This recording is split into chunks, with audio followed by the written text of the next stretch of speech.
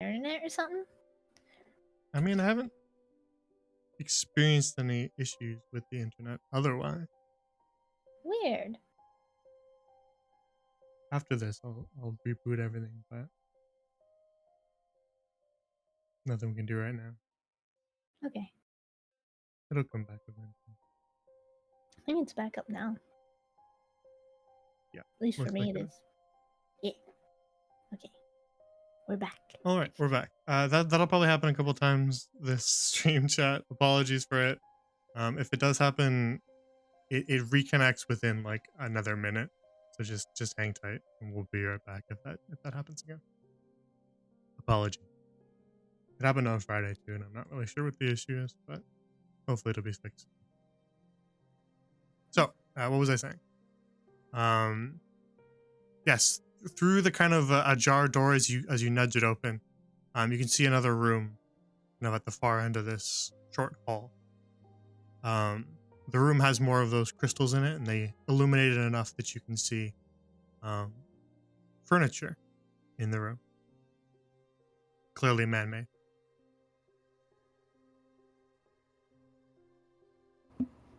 I relay this to Glacy and Iris. I see more crystals. I see some furniture. But I don't see anyone. And Furniture? hopefully that's yes. Does the furniture look like it's upright, or does it look like it's been toppled, like we saw at Starsight Tower? Upright. Okay, so there's nothing.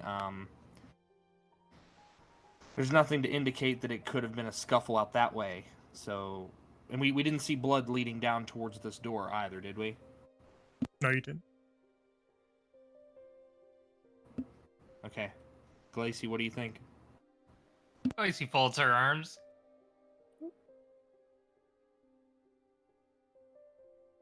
Well,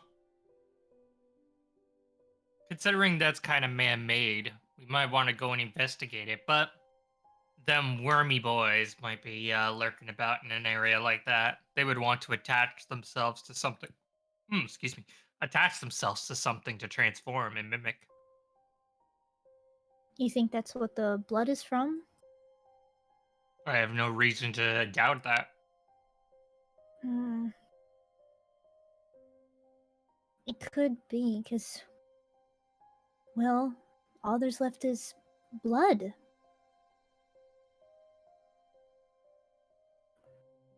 There's no other remains, right? It's just blood. No other remains, just blood. Yeah, it's just blood, and that's very strange. At least I would think so. So whatever left us behind is either one or two things. Since there is a dragon present, we know that it either got swallowed and this is what's left, or an injured creature, Barbie said dragon, had too many on them and is limped off to go heal. But that would also not be indicative of that latter option because there's no trail of blood, just a puddle. So I'm starting to think more of being eaten, and this is what's left. That or the dragon sat on someone. Well, if something was eaten here, more than likely it came through that cave. I think we should probably check the door in that case. You good, Iris, for that? Yeah, I'm good with that. Sounds like a plan.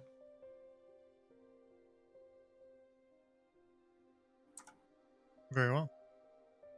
Push open the door and make your way to the other side.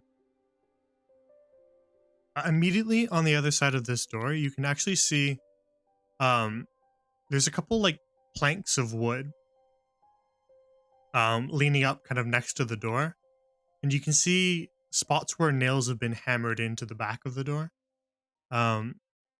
almost as if someone had at one point braced the door from the far side. Someone didn't want anyone in. Yeah. We Looks ran into like the it. same thing at the tower before, remember? We found, oh, what was her name? Celine. Yes, that's true. So you make your way down that short tunnel and arrive at another slightly smaller cavern, the one that's lined with furniture.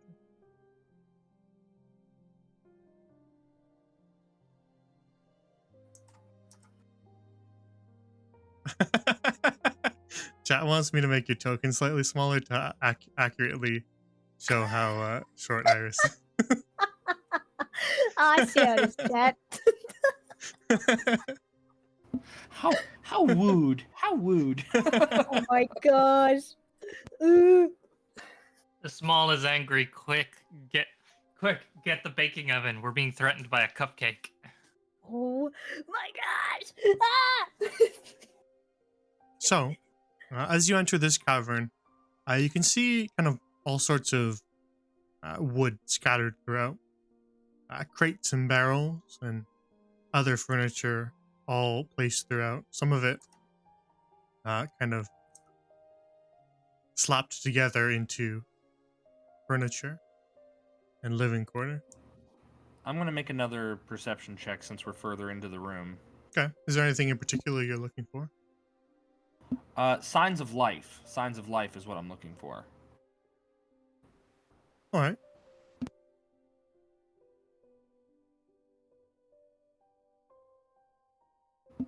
21. That checks pretty good.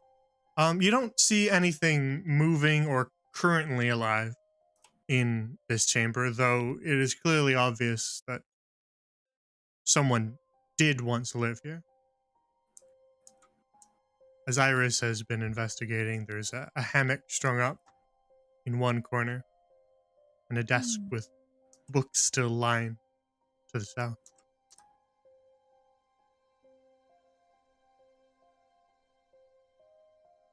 What would you like to look at?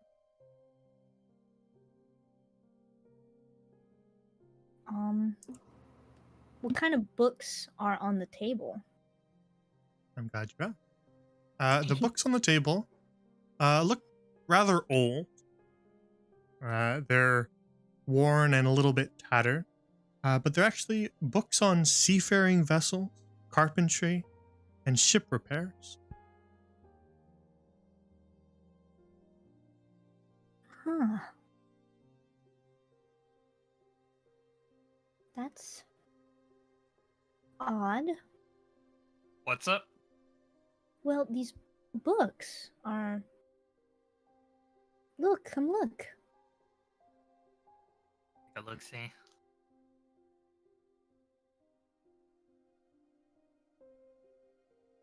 Well, they're not. They're books on ships, not of. Well, you know. The spaceships are called Spelljammers, right? Mm-hmm. Okay. Spelljammers, spelljamming ships, whatever. Okay. So these books are clearly like ships from where we're from, right? Yeah, absolutely. That's a good distinction to make. They are very specifically not ships built for the astral sea. They are ocean boats, clearly from Grand Laureate.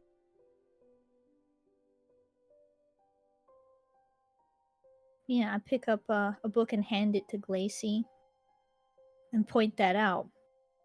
These aren't Like, Spelljammers. These are ships from where we're from.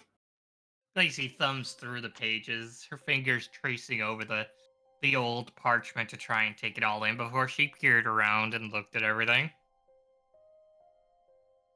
I have an hypothesis. Oh? We are in the chamber of the namesake. Essentially, Galahad's chamber, or someone related. Really? That would be my guess, unless I can find a signature or a diary amongst these books. Actually, Adam, can you make an investigation with advantage for me? Absolutely.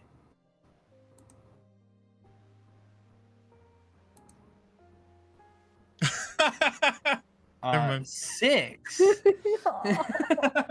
I'm going to I keep one hand on my goggles, like one finger on my goggles to just kind of like activate it, and I'm gonna reach out with the other hand and like swing open the cupboard that I'm in front of, and take a step back once the doors open up. Very well. Yeah, you step back, but there's nothing living inside. Instead, you find tools.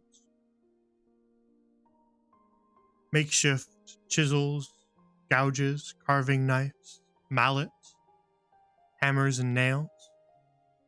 In fact, Adam, this would be incredibly obvious to you. These are shipwright's tool, like one would find aboard a seafaring vessel.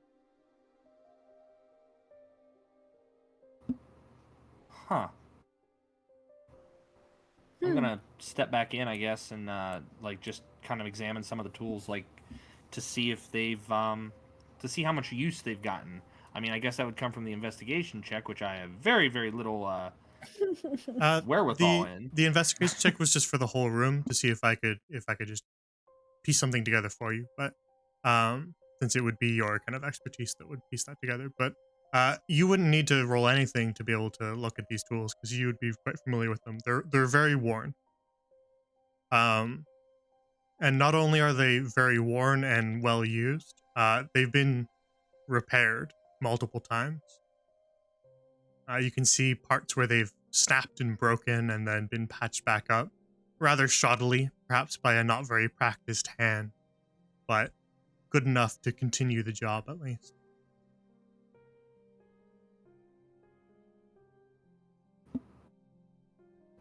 These tools would be used to make ships, like carve out the insides, and you know, I'd probably see like hammers and nails and things like that also, right? Like pry bars. Yeah.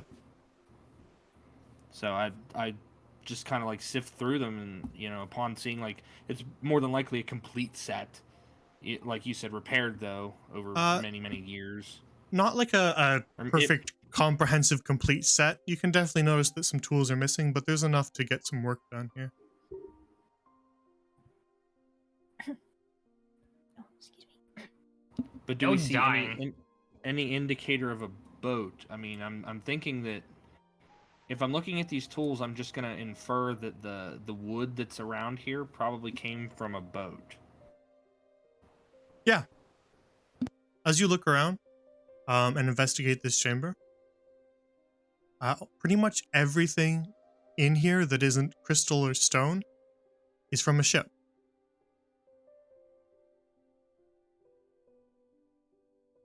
And I'm assuming this footlocker is the same, correct? Indeed. The kind of footlocker you'd see kind of tucked under hammocks where crew could keep their personal effects. Iris, Glacy, did either of you find a key on that desk? Can I make a check for that? Yes, you can. Investigation or insight? I think it's the Investigation. best.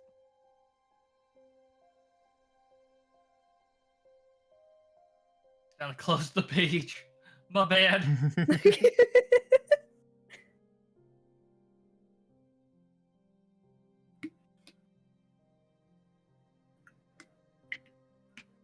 16. 16? Yep. Yeah, you look all around the desk and you can't find anything. You check under some of the books, even under the little candle holder there, and still nothing. And then you look under the table, along the stone floor, nothing at all. And then you tilt your neck and look up. On the bottom of the table, very carefully nailed to the table itself, is a key. Lacey kind of pauses at this before taking the key. Or attempting to pry the key. But It's nailed there. Hey, can one of you bring like a pry tool over here? Oh, what did Found you the find? key. I get Oh, a pry bar from the cabinet here, and I'm gonna bring it over to Glacy.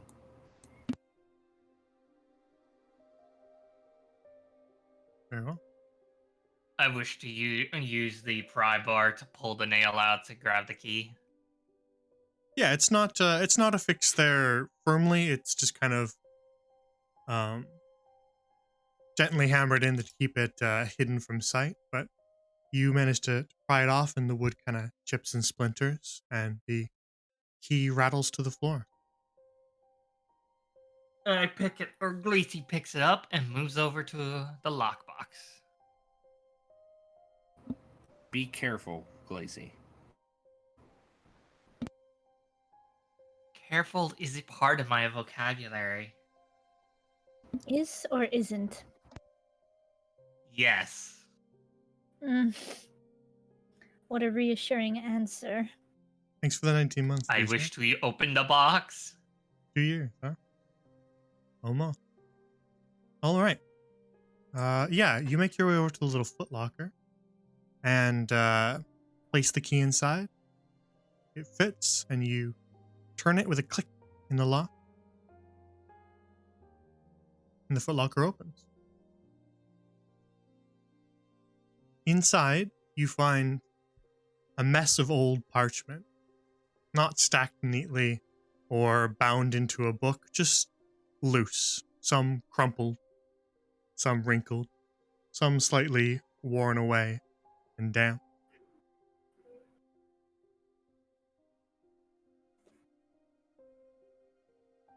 Gracie looks to the other two before back at the box before moving behind it and pushing it forward so that it tips over, so all of its contents are spilled on the floor. Very well. You spill out the pile of papers onto the floor and find that chest was only full of papers. But as the papers flutter down onto the stone, you can see some of them flip over and notice writing on some of them.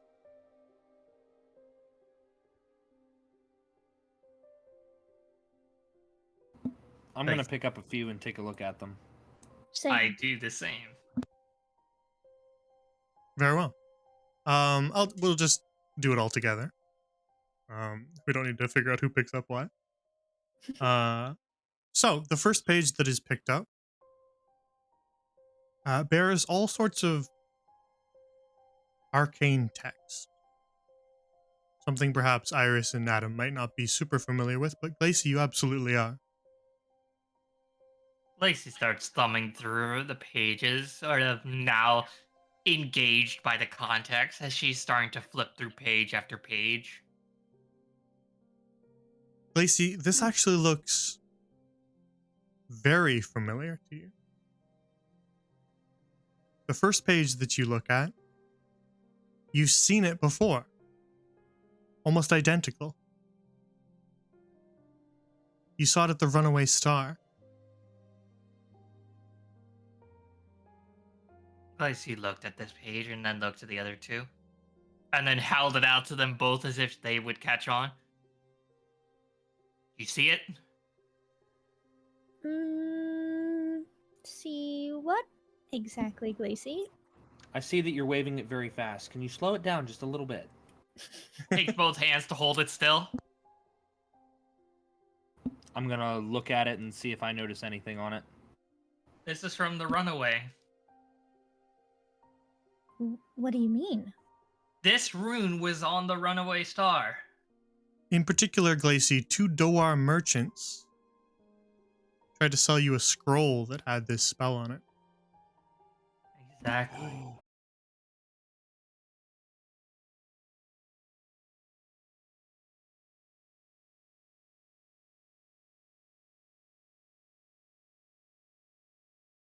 So that's weird. Oh well, we'll be RB. Okay. We'll wait till things come back so we don't miss anything. Okay, we're back. Oh, we are? Okay. Yeah. So to answer your question, it's a scroll of air bubble. That's right. Glacy looks at them. Air bubble. Oh. But Oh. as you look a little closer, Glacy, where the one the Doar merchants were going to sell you was uh, written by a practiced hand, as if it had written it 100 times over. This one looks maybe rudimentary.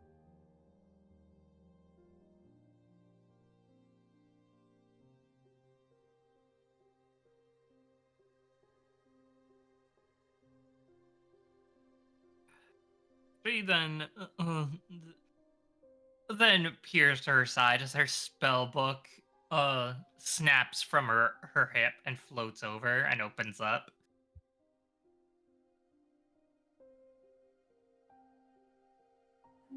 I am going to use my the feat of wizardly quill to copy this spell. Very well. As you're copying it, the others can look at the other paper.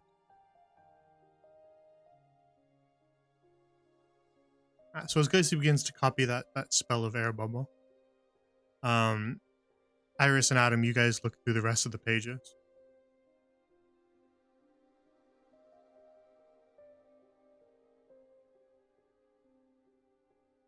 The loose papers that you pick up, smudged with rather old, slightly faded ink, seem to detail a makeshift journal. You sort through them a little bit and manage to find the earliest passage. It's signed at the top.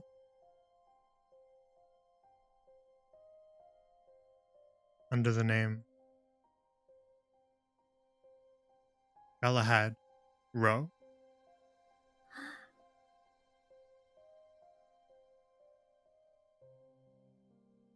What's still legible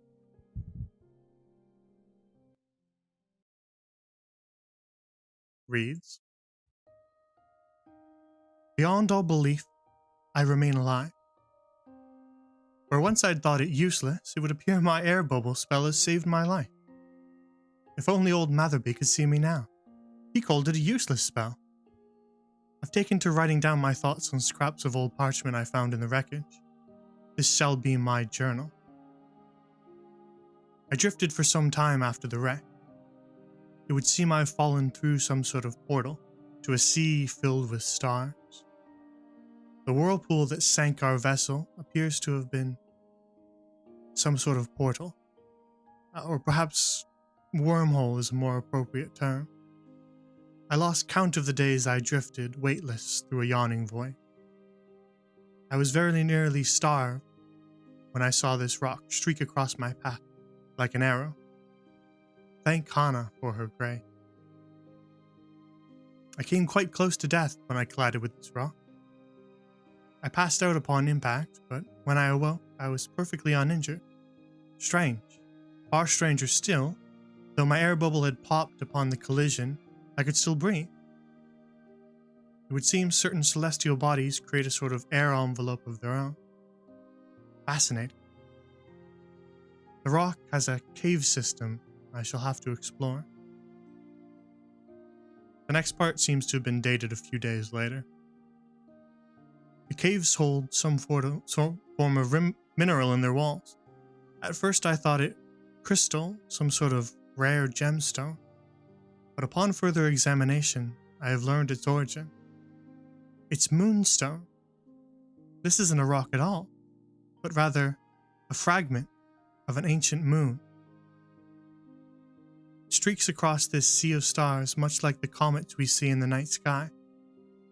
The moonstone conducts the arcane quite wonderfully. I shall have to build myself a staff and finally rid myself of this amateurish wand. I finally finished building a staff using splintered wood from my old ship and moonstone from the comet.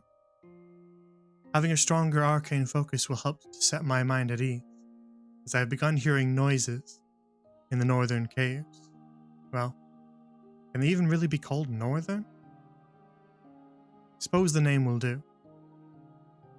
I've learned of what lurks in the northern caves. A dragon. I saw her slinking along the tunnel wall. I believe her to be quite young for a dragon, as her size was rather small. To think that life could exist like this among the stars. I shall observe her from afar, as I am not yet certain of her temperament. The last section of these pages is tattered from time, most of it unreadable. The last part that remains reads, that I have found purpose. I know now that there was a reason I was left alive. There is something I must do. I will. And the rest is unreadable.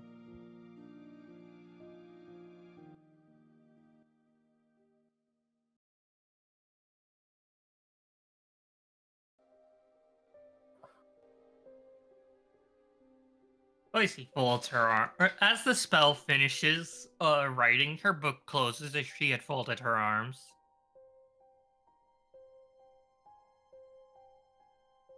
My hypothesis is confirmed. You're right. Oh my goodness. So that means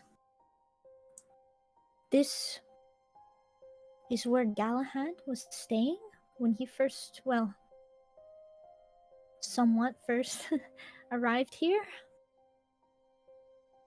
On top of the fact that they had interacted with the dragon when it was still probably a whelp. At least comparatively to probably now. My goodness. This is a major discovery. But we should get a move on. Hmm. Well, if that's the case, Chansey is a relative of Galahad. That's true. And she is the granddaughter, right? Or do we even determine that? I don't think you actually ever asked. She's a few more than that down the line. Galahad is We just an established ancestor. 500. We established 500? That's what I remember a number being stated. Around that, yeah. Oh, Yeah. okay. She's quite far down the line. So Galahad is an ancestor. Hmm. If you want, I can hold on to that scroll and I'll deliver it to her. Sounds good. Absolutely. I will add scroll to my inventory. Very well.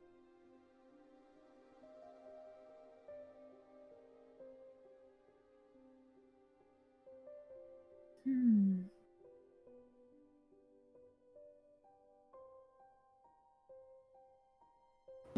Don't get too close to those crystals. They tingle. Oh, yes. You do But- feel that tingling too, Iris, as you approach. Kind of fuzziness in your ear. Hmm. I wiggle my ears. Yeah, it gives you the same sensation as when you when your hands or your feet are asleep and you wiggle your fingers or toes. Ugh. Not a pleasant feeling, but this is it, though, right? This is the moonstone mentioned in the journal?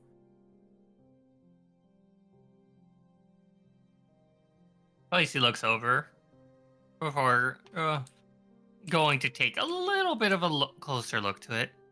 Before she then recalled her memory. Is it the same stone as the Spelljammers? No. Damn it. You were told by Lethally and by others on the ship that was anchorite. Okay. Oh, yeah, that's right. But Glacy, I will say for someone from your background, you would know that lots of sorcerers and lots of wizards place incredible significance in Moonstone, as the goddess of the moon, Hana, is the spell mother. She's the patron deity of magic. Ooh.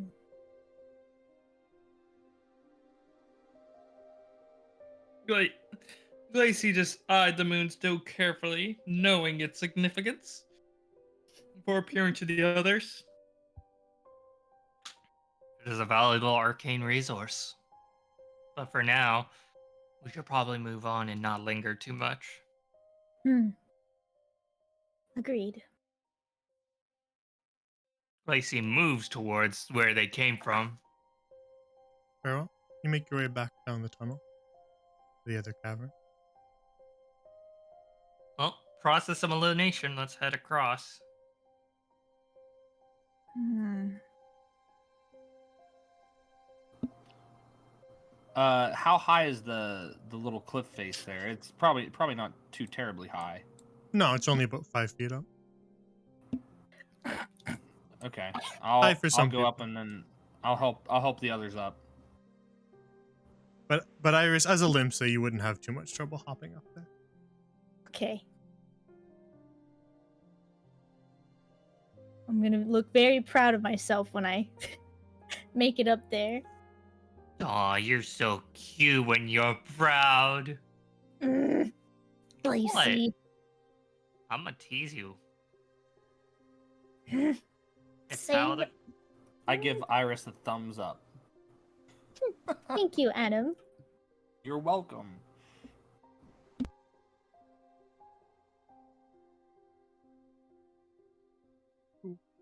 Very big. So, you make your way, after scrabbling up that small little cliff there, you make your way towards another long tunnel. This one kind of winds and twists and turns, heading gently north, but mostly west as you make your way along.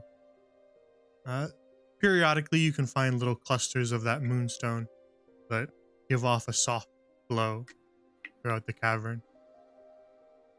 And then, before too long, you find yourself at the mouth of another wide cave, this one far larger than the last.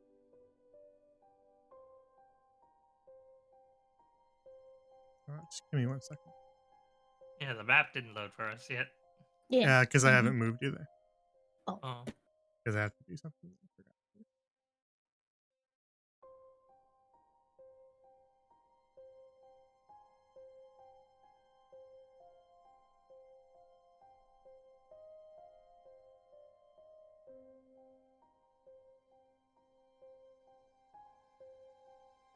All right.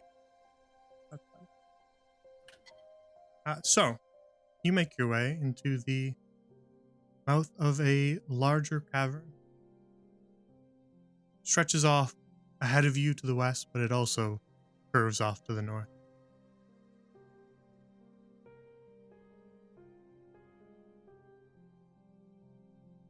But as you make your way inside, you're distracted by more pools of blood.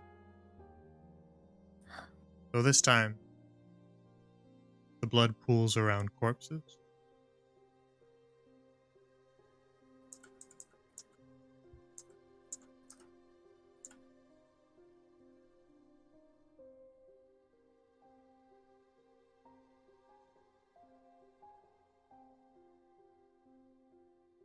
Really see trails after, keeping an eye on, just sort of taking in the moonstone clusters all about, but then finally her eyes lock on the corpse on the ground. As her eyes narrow, Hmm. a spark of magic could be seen across her right arm. Not so fast, Glacy. I'm not a fan of these sirloins as much as you, but let me at least look before you decide to incinerate. As long as they're Do dead. what you need to do, Iris. I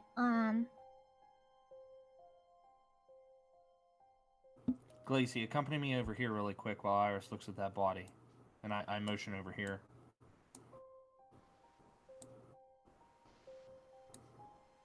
Just so maybe we can see something. All right, Iris, what would you like to do? And then we'll head over. See, I would like to investigate, see like what happened, like Yeah, the same from the earlier. Investigation or medicine would both apply. I use medicine when it's sort of like crime scene investigation, forensics, and autopsies and stuff. Oh, that makes sense. Then what would was it perception or no Investigation. investigation? Investigation. What? If there wasn't a corpse, like let's say you were looking around a trashed room and trying to figure out what had happened, then it'd be investigation. But if there's a corpse lying there and you want to figure out what happened to them, then it'd be more medicine. Okay, yeah, I'll use medicine again. Okay, let's go for it. Yeah. All right. 21. Large, jagged claw marks can be found across this Sirlon's chest. Clearly a source of a lot of the blood here. And more still, into what you estimate is perhaps the head of this earthworm-like creature. You can see that there's sort of a large stab puncture in its head. Something quite large viciously killed this Sirlon. Oof. Can I tell how fresh this kill is? Like how... Yep, with your medicine check, we'll keep the same medicine check. Okay. It's a good question, huh? Very fresh.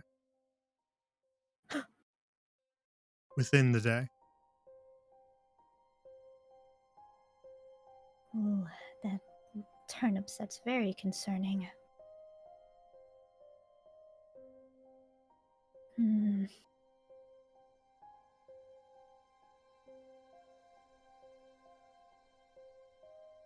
Alright, I'm gonna step over to the side after investigating. And can I, like, look out and see how many other bodies? Yeah, they're illuminated by the moonstone. So you can see that there are at least 2 more corpses off to the north, as well as a large amount of blood.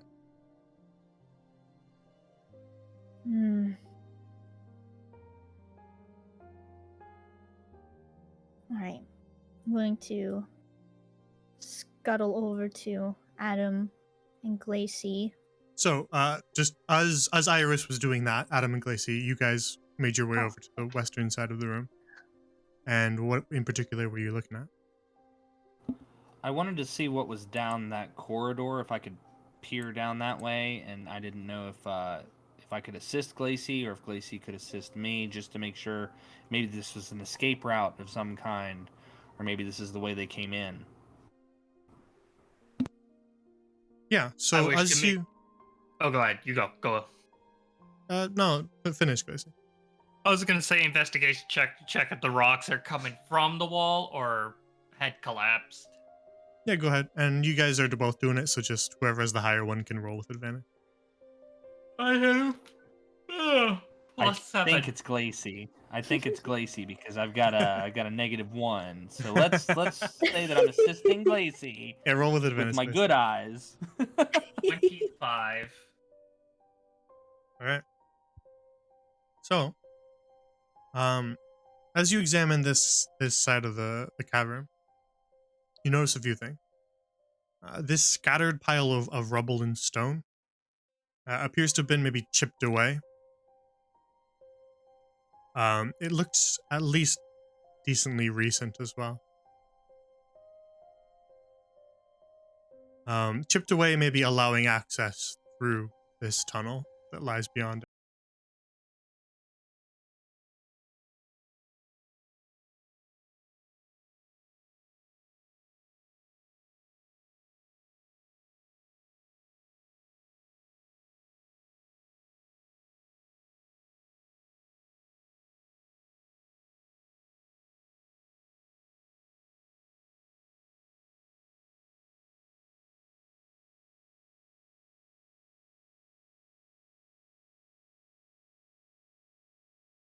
All right. Okay, we're back. We're back. Okay. So yeah, the narrow tunnel that stretches off beyond this little part of the this small little rubble pile. It curves almost immediately to the right. So blocking your vision of what might lie beyond.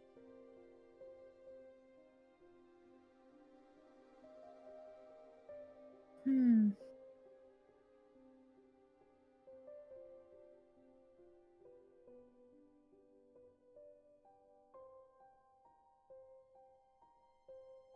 Well, can I try to listen for anything? Any noises coming from that tunnel? You listen, and just faintly in the distance, you hear not wind, that wouldn't be accurate, but the same sort of roar of the astral sea that you heard when you were aboard the Valinar Hawk.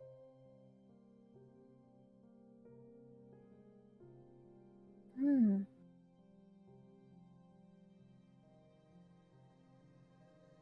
It sounds like. Can I assume it sounds like the outside? Yes. Okay. It sounds like a way out. Outside. So that might be, and that might go along with they came in through this way. Perhaps. Oh, about the corpses. Hmm. They're fresh. At least the one I investigated. There's two more along over there. But whatever That's good. killed them, it was big. There are large claw marks, and this corpse over here, I point at the one that I was investigating earlier, has a large puncture wound in the head. I think it might have been from, well, a, a very large tooth. Well, at least we know that the dragon here isn't too unskilled. I don't know the word. Forgive me. Iris, I'll add to that actually. With your 21, you can estimate the size of the claws that were tearing apart these sirloins, and use that to estimate how big the creature might be. And from that conclusion, you estimate too big to fit down that tunnel. Okay. I'll go ahead and relay that information to Adam and Glacy. Well, if it's too big to fit down this tunnel, as Iris mentions it to us, and I point to this one, I point over to this one. Is it too big to go down that tunnel? Ooh. Which one? Sorry, you mean this one or the northern one? The northern one, I'm sorry. I didn't see you ping because I was zooming in. You gaze off towards the northern tunnel, which is the northern tunnel is a lot wider.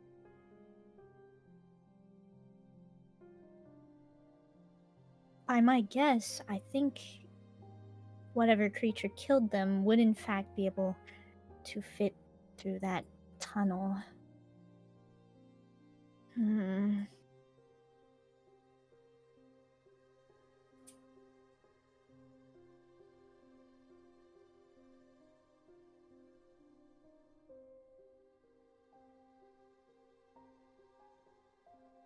Careful, Adam. The bloodstains seem to become more common the further you head north.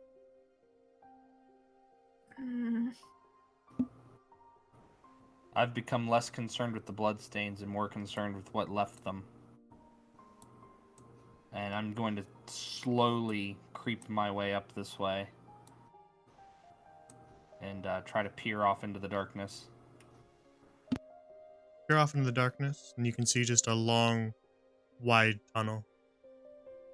Make an investigation check.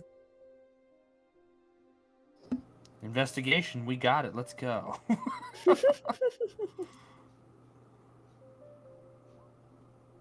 14.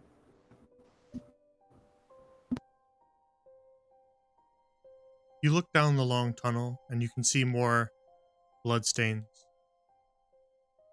tracing along this wide tunnel. In fact, as you kind of glance at some of these closer bloodstains, you can see that they're smudged and smeared, as if something was dragged. Specifically, dragged to the north.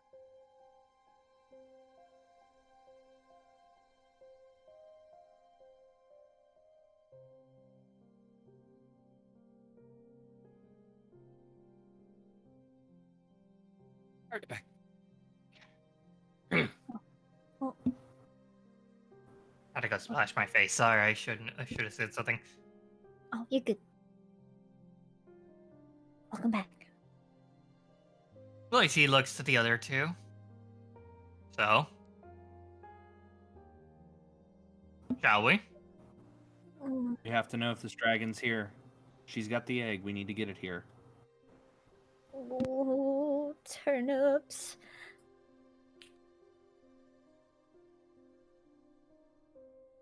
Oh. I'm going to lead Well. down the hall.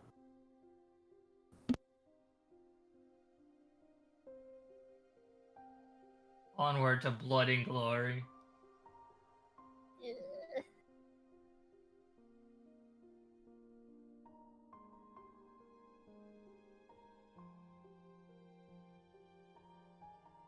You make your way down a long corridor.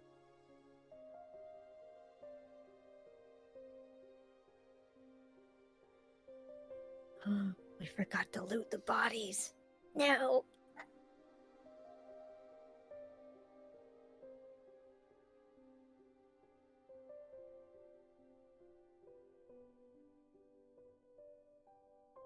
And as you progress, eventually in the distance you can see that the cavern begins to open up, or the tunnel begins to open up into a wider cavern.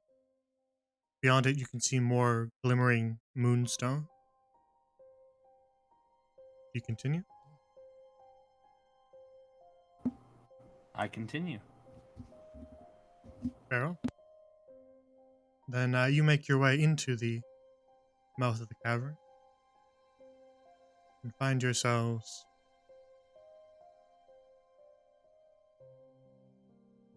in a large circular cave. The ceiling of this cavern is a lot taller than the other. Stretches all the way up, a good amount of feet.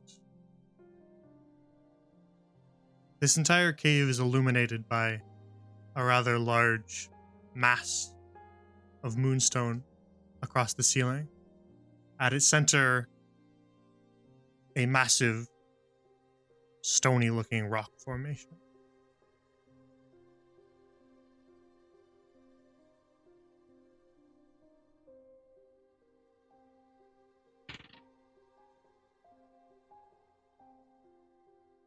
Lacey kind of stares up at the tall ceiling, kind of whistles to herself. If it weren't for the fact that it would probably kill me, I would love to absorb all that mana. Yes, please don't. But hey, it would make a great final spell. Let's be real. Let's not think about final spells there, Glacy. Hey, Remember, it's... you have a ship to get back to and own and float through the stars with. That is true. Littered around the cavern, you can see more Sirloin corpses in piles of blood, their bodies as mangled as the last.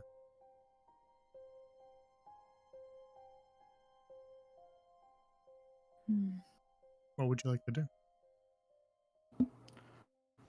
I'd like to. You said there's a large stone formation in the center of the room, or Center of the or ceiling. was it center of the ceiling? From where I'm at here, am I able to investigate that, or can I make a perception check to see if there's like It'd be perception. Okay. It I is just pretty wanna high see, up, like- so it'd be hard to see any sort of detail, but you can make one.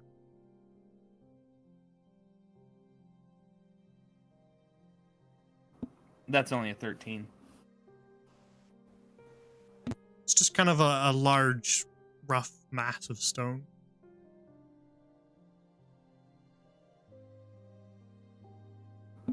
Okay, I'm just gonna keep pacing around the crater, as it were. Iris, what were you to, looking at? Oh, I was gonna ask if I need to make another medicine check to check out this corpse. You can. All right. Oh, bam. Heck yeah. Okay. With a 23, you notice that this one has also been kind of slashed apart, much like the other. And for the most part, as you examine it, you think to yourself, just same mechanism of death. And then, with a 23, as you're kind of turning over this Sirlon corpse, you notice smaller hole.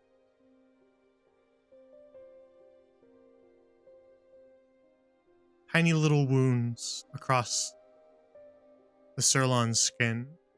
Something a lot smaller than the talons you'd been seeing before, bore into its skin.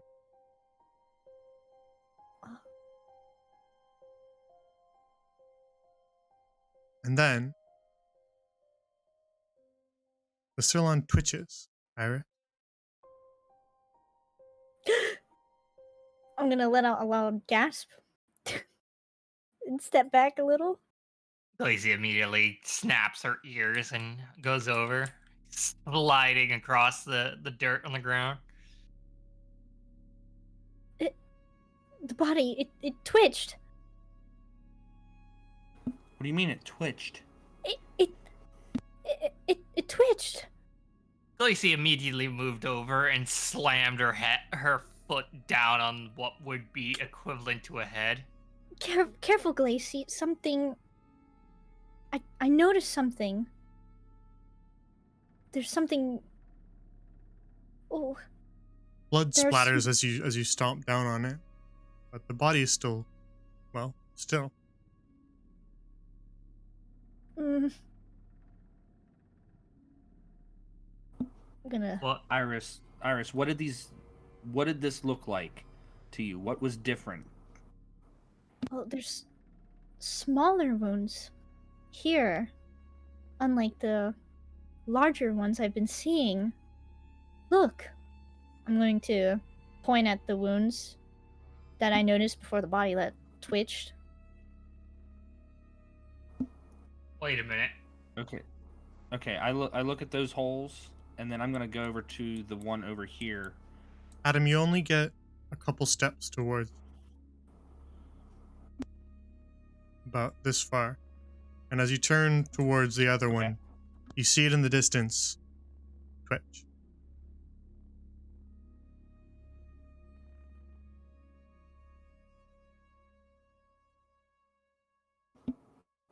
Guys, that one moved too. You were saying just that the wounds were different on these ones?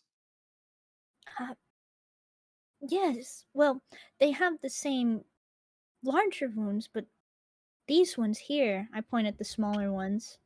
They're different. I don't think they were made by the same thing. Can I say that? Indeed. Okay. But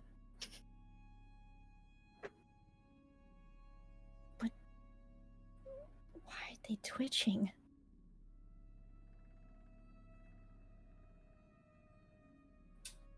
Lacey then draws her sword and then immediately goes to cut open the corpse.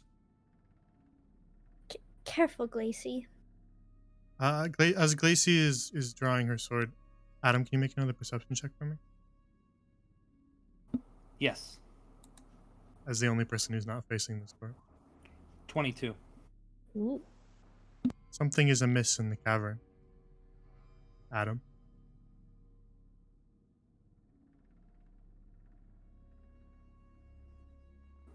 Takes you a second. I slowly scan my eyes around to see what it is that is amiss. You scan across the cavern. You notice the other bodies are twitching. This time a little more rapidly. And then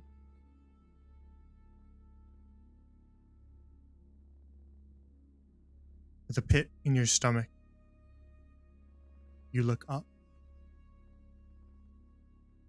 The massive stone formation on the ceiling is moving. As it sprouts legs, it drops down into the center of the chamber.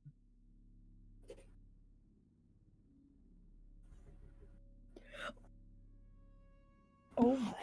What is sweet that? Jesus, what is that? This is no dragon. It looks horrific, many legged, its body gnarled and covered in boils and pustules.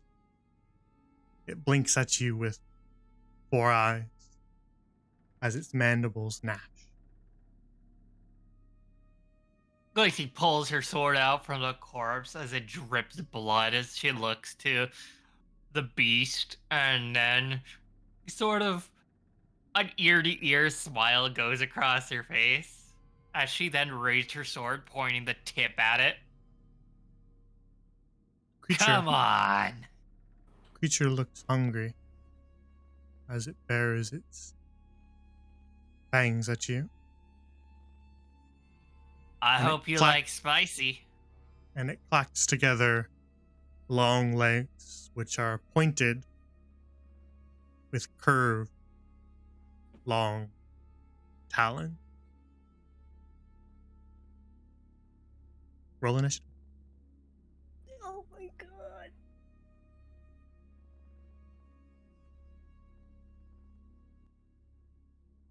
Uh, 22. actually, as you guys roll initiative, I'm just going to quickly run and grab some water. BRB. No, I refuse. 12. I'm gonna use my inspiration. I refuse this roll. No, I'm gonna wait till Grant comes back. Yeah. But oh my god! This That thing looks thing is- terrifying. That looks oh my gosh! I mean, it looks really cool, but it looks really terrifying. Oh my god! It's so spooky looking. What the heck?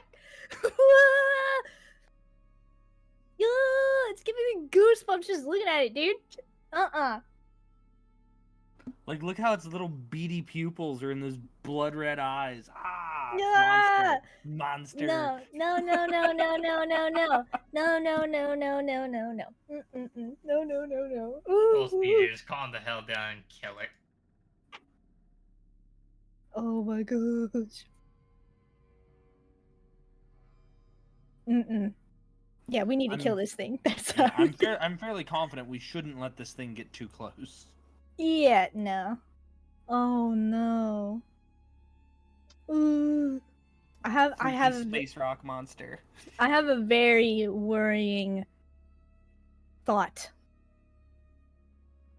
And it involves the corpses twitching, dudes. I'm very worried. You know what I mean? But Yeah, I'm getting deja vu from the tower Me too. when the rats would like shudder and shake. Ugh. Well, I'm worried for. I'm just worried. I might have an idea of what might happen, and I don't know if I'll like it. But I wanna use my inspiration to re-roll that Garbo initiative. Can I? yes. Yes. Okay, I think we're back. Yeah, this freaky space cricket's making our game lag. Ooh. Oh, weird. Discord is not having fun. But the stream can hear me, right? I don't know. Oh, are we back now? Okay. Discord was Yeah, it doing looks it like weird. it. Okay, we're good. Wasn't sure if you guys could hear me because Discord was also having a bad time. Huh. Seems to be like every 20 minutes, like right on the dot. I think this happened before, right? It has. During one of our. Yeah. It has, but the time when that was happening, it was a specific issue that I fixed, and I checked to make sure it wasn't that, and it isn't that. Oh boy. So I don't know what to think this time. Okay, initiative. They didn't load for me because we were having a moment. What did you get, Adam? I got a 22. Okay. Lacey, you got a 12. perfect.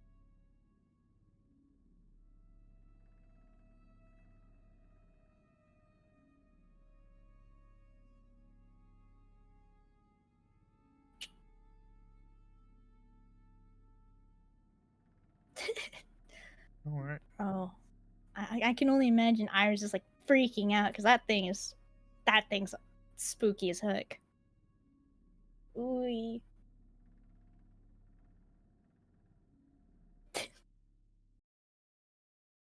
Now let's get started. Ooh.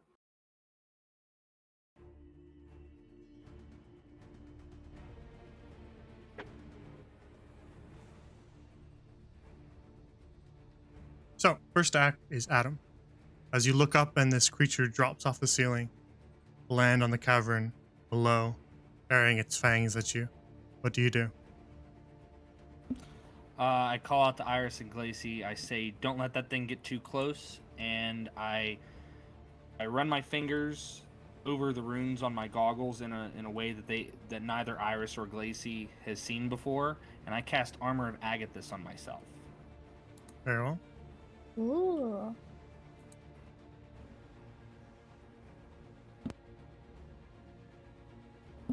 And I'm going to stay like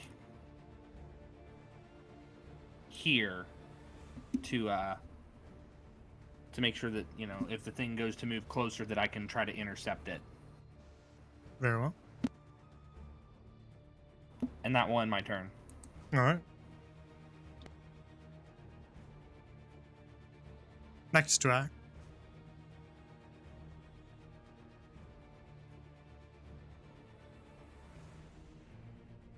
One of the twitching corpses, Oh no. bursting from the skin of the Surlon, lying motionless on the floor, comes a small tadpole-like creature, Oh, gnashing horrific fangs of its own. I knew it. I knew this was gonna happen. No. And it will squirm its way over here. And that is all it can do. Which will bring us to Iris's turn.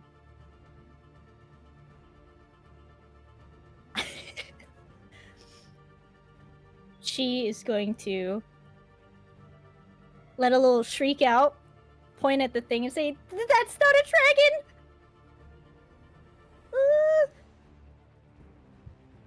Okay. And she does not want that thing getting closer, so... Give me one sec. Ba-ba-ba.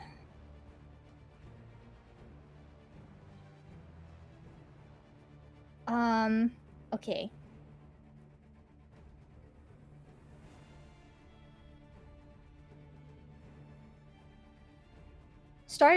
Wild Shape is a bonus action, right? Mhm. Yes. Okay. So I would like to starry form into my archer form. Well, think we used For this my one bone. for it. Oh. Reminder. I think we Oh, used yeah, that yeah, symbol. yeah. Yeah.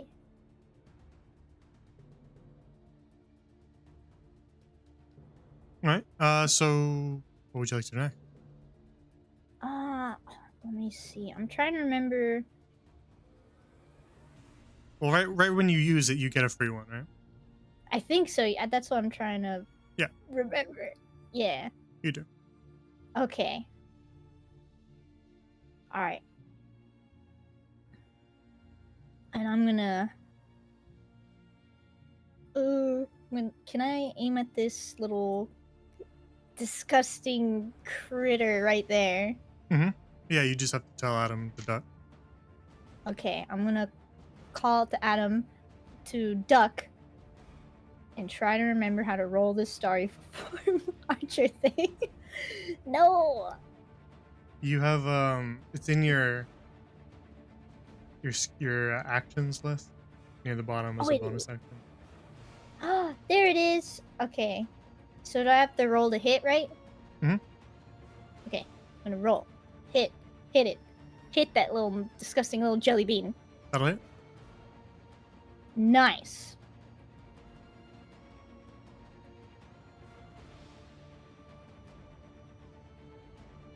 Okay, and I hit it for an 8, All I right. think. Yeah, your bolt of light that you send from your starry bow slams into the side of that little parasite and burns its side, sending it squirming and wriggling. It's still alive, but it looks pretty badly wounded. Oh, thank goodness. Alright. And then for my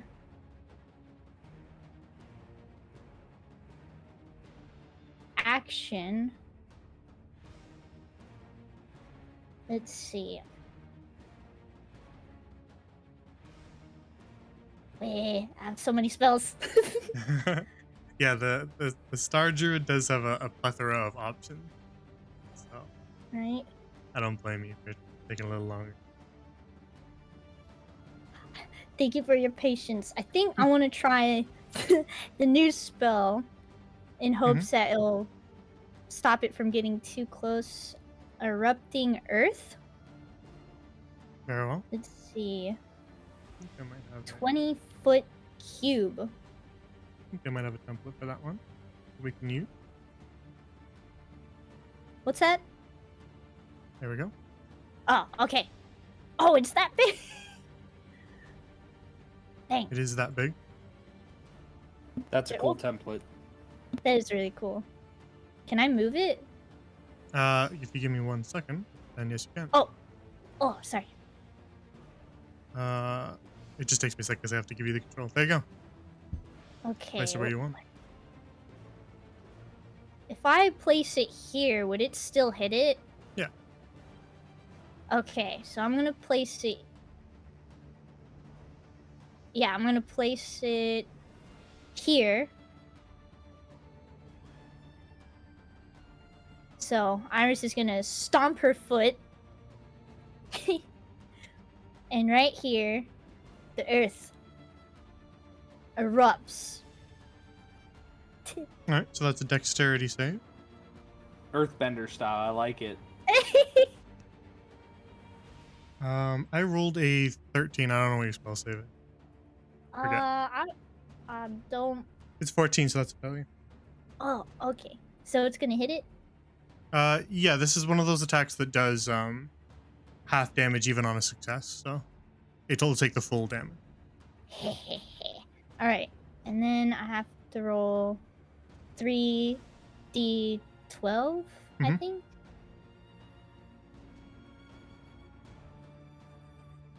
Get wrecked, bug.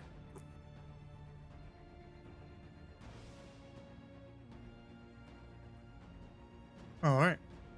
So yeah, you stomp down, and the stone from beneath the creature just erupts into these jagged spikes that stab at it, and just kind of causes that entire terrain there to be deformed and jagged. So the creature lets out a bit of a screech as you pierce its softer underbelly with your spikes. Damage. Take.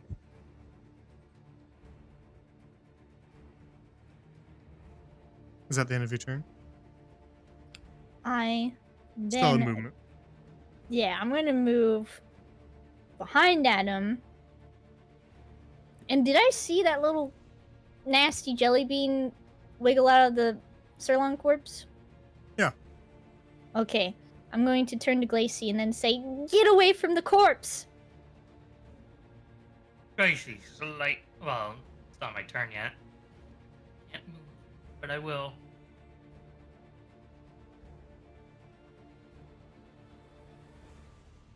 Vero. If that's the end of your turn, Ira. Yeah.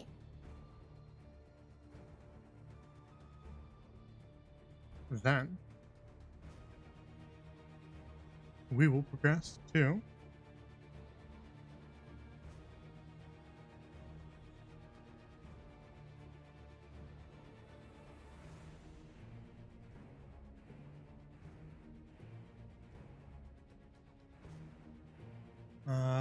this fellow's turn.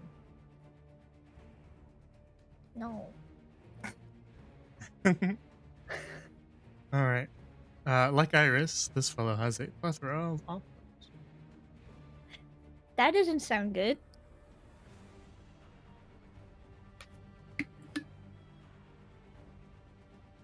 The creature,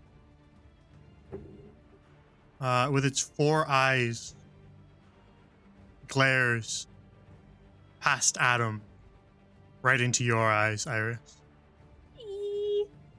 You feel almost this pulsing, pounding headache as it stares into your eyes. Make an int save for me. Oh, no. That does... Okay, int save? Mm-hmm. Do I pick... Wait. So the saves are on the left side of your box there. On your Oh, character sheet. saving throw modifiers. There they are. Yeah. Oh my gosh. And an int save? Yeah. You definitely want to use the int save because your int save is a lot higher than your normal intelligence is. Oh, okay. All right. Ooh. You managed to ward off this intrusive kind of spike that's hitting your brain, but you're still gonna take some damage from it. So with the damage reduced, you take 6 psychic damage, Oh my gosh. and you don't suffer any other ill effects because you managed to ward it off. Could I tell what it was trying to do? Let me see. Make an Arcana. Arcana. Right there.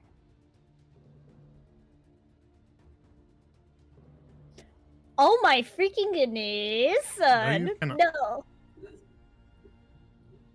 Ignore that. No, Oh. you cannot tell what it was trying to do. No! No! In fact, with a negative 1, It's got you too scared. It's got you too scared. yeah, with a negative 1, you estimate that it was trying to make friends with you.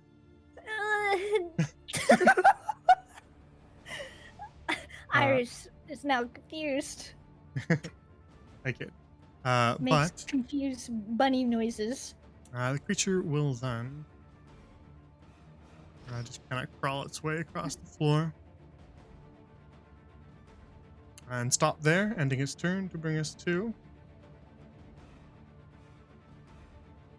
this squirrel,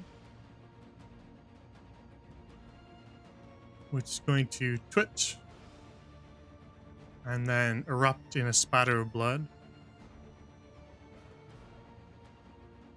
Actually,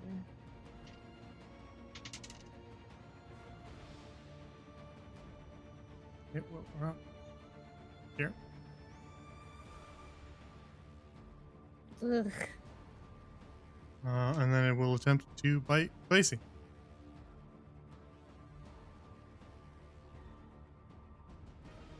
or activate shield. All right. What's that leave you at? The total? I don't remember if you have mage armor.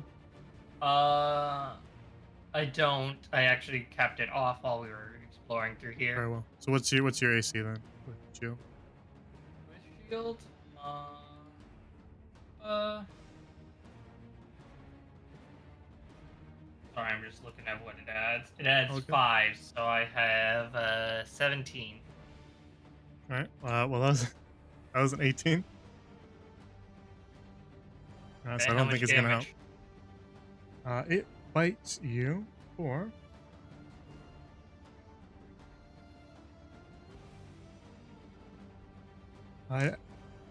another 6. It bites you for 6 piercing.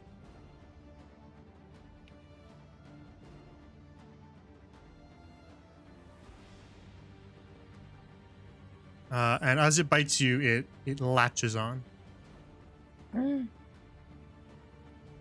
and ends its turn. Which brings us to your turn, Glacy. Alrighty.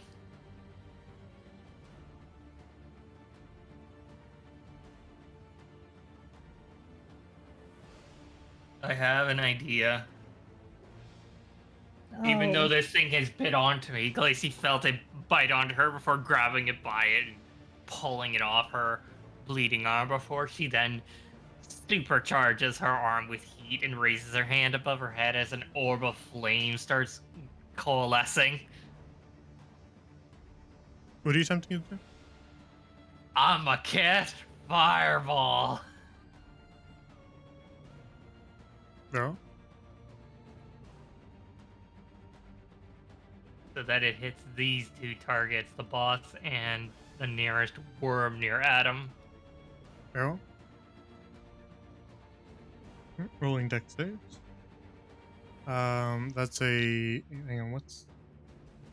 You're 15 right now, 14. For DC? Dex 15, yeah. Gotcha. Okay, then the Nathalgu, this creature here, saves. Yeah. The parasite does not.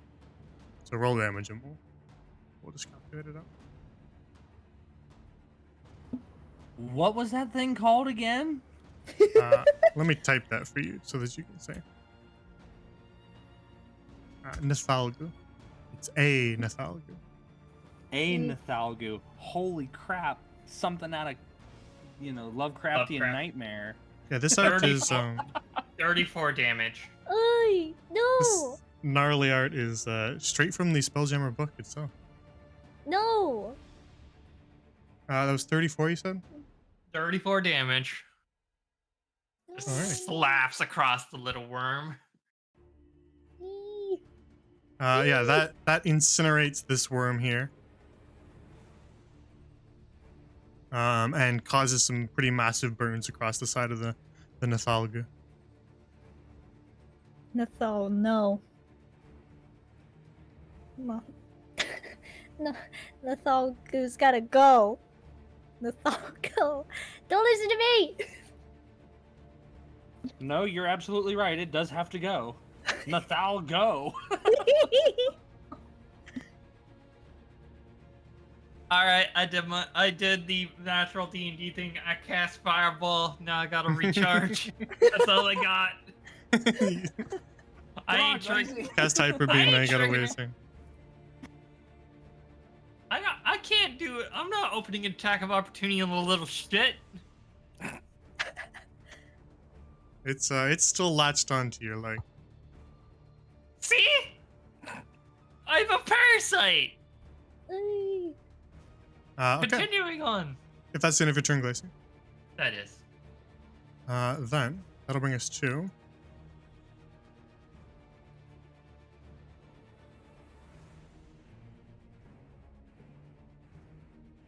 more twitching corpses. No.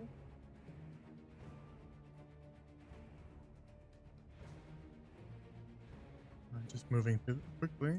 They move, wriggling their way across the chamber. Eee.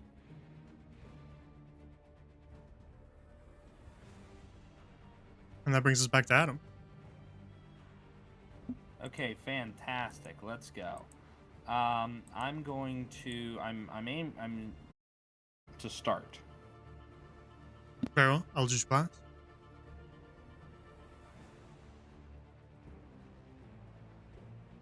Does a 16 hit? A 16, I believe. Yes, it does.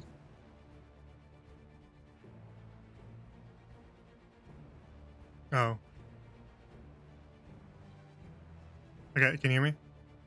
Yeah. I can hear you now. Yes. 16 hits. It was doing the disconnect thing again, but you hit. Oh boy.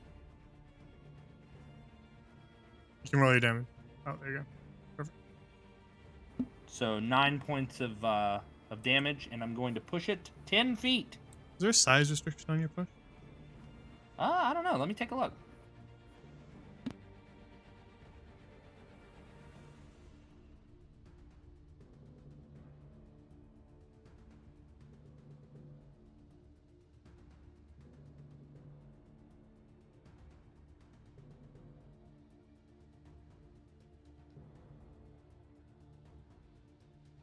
Oh, actually, never mind.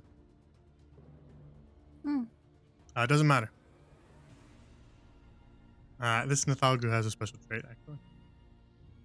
Oh Okay. boy. Okay. It has a special trait called Barbed Feet. Oh boy. It cannot be pushed or moved against its will except by teleportation. That's fair enough. But I hold my fingers against my goggles, and as the blast goes out, I kind of lean forward as if trying to push against it to force it back, and I just assume that I see it like latch into the ground and Yeah, brace itself. those curved talons spike into the stone and hold it firm, as it does not move at all.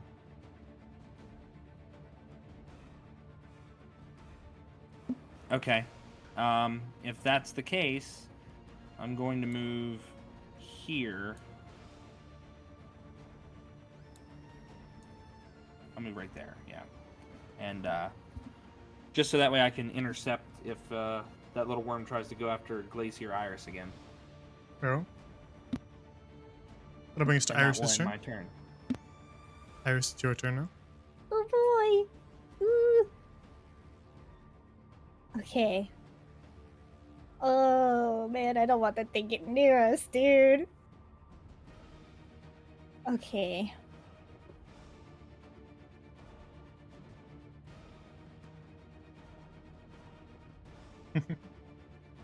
Oh, I'm thinking hard. I don't want this thing near us. Ooh. Let's see.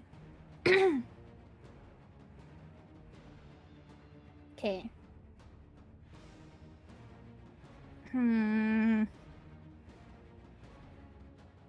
I'm going to cast Spike Growth. I want to try and see if I can keep it away or make its day worse with a Alright. bit of Spike Growth. Yeah, let me grab you Spike Growth. Thank real you. Real big AoE. So. Yeah. Oh yeah, I forgot it's massive. Yes. Yes. I'll give you control of it in case you want it somewhere else. Let me think. Whole arena's gonna be green. Iris does not want this thing getting close. I think that's a good spot right there.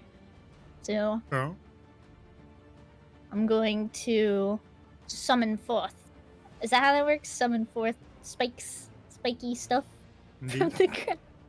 I'm gonna summon forth spiky stuff from the ground. With spike Well. growth. Yeah, so that's concentration, so just remember that you are concentrating on that spell. Yeah. Yeah, more spikes twists out of the stone below. And pierce at the creature's feet. And well, their underside. Let's see. Does it make it difficult terrain? Yeah, it makes it difficult terrain. Yeah, Yes. and when a creature moves within it, then they're gonna take some damage. Good. That's what I want. take the damage, nasty bug. And then, let's see, that was a leveled spell. You still have your bonus Cast- action. Oh, that's right. Frostbite isn't a bonus action. Dang it! Never mind. And for my bonus action, I'm gonna draw my sparkly bow back. And I'm gonna go for the baby.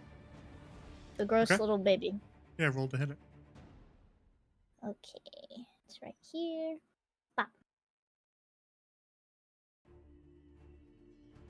That'll hit. Roll damage. Yes. Kill it. Kill it.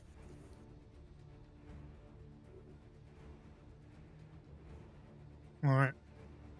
Another burn sears the side of that little parasite, causing some pretty bad damage, but it's still alive, still wriggling. Bleh.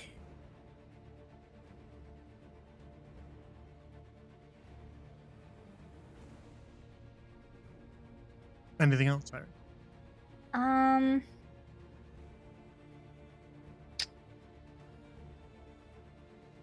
No, I'm pretty comfortable where I'm at. So with that, I'll end my turn. Very well. That brings us to the Nothalgur's turn.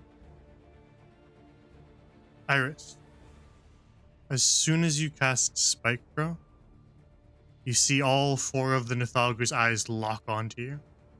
Oh my gosh! It recognizes that you just cast that. It's clearly more intelligent than just a wild beast. And then it begins to kind of shudder and shake as its eyes begin to glow. And the sort of the bumps and pustules on the back of this massive creature begin to glow purple. And erupting from those boils come 4 magic missiles.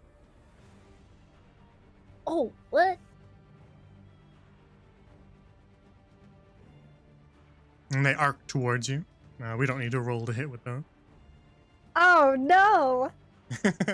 Like I said, this thing is clearly intelligent. It's specifically targeting you because it knows what you got. Oh no! Womp womp. Iris is gonna let out a little yeep. That'll be another 8 force damage and make a concentration save for me. Okay. That's just so con. 8 8 force damage. Yeah. Okay, 8 damage. Wait, and then a Constitution save.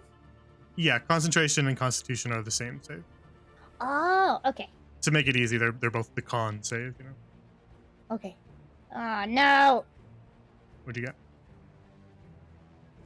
Wait. got? All according to plan, Nothalgur. No! No! There goes Spycro. As the bolts of magic missiles slam into you, your concentration fractures for just a moment, and the spikes shrivel away. I hate this bug. Actually, I'd like to grant inspiration to Iris. We might be a little bit late for that. So she Oh, can hang on. No, you guys can't gift to yourselves. That's a rule. No! No. No. Oh, Players no. can't gift to people while they're flying. They can gift if they're watching a different campaign, but they can't gift to their own campaign. No! That's Okay, cheating! You guys I are tried. hackers! I tried. It's fine. You guys didn't know that rule, so it's all good. But all right, moving on. So will then Falcon do anything else? I appreciate the effort. No, it doesn't have any reason. So it will stay right there for the time being, and that'll end its turn, which will bring us to Which? Oh, yeah, this one. Perfect. Easy. That'll bring us to the next parasite. It was a good attempt. Players have tried before, but we had to make that rule because I don't want you guys to just gift endless inspiration to yourselves. No, that's fair. It should be a chat thing that they get to do. That'll bring us to this parasite, which is still latched onto Glacy. So because it's still latched onto Glacy, it just does not have to roll to hit. It'll just do more damage. God damn it! It's already biting into you, so it's just gonna bite in harder.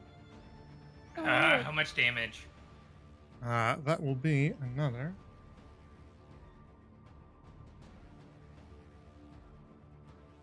Oh, hang on, I'm on the wrong thing. That'll be another 5 piercing.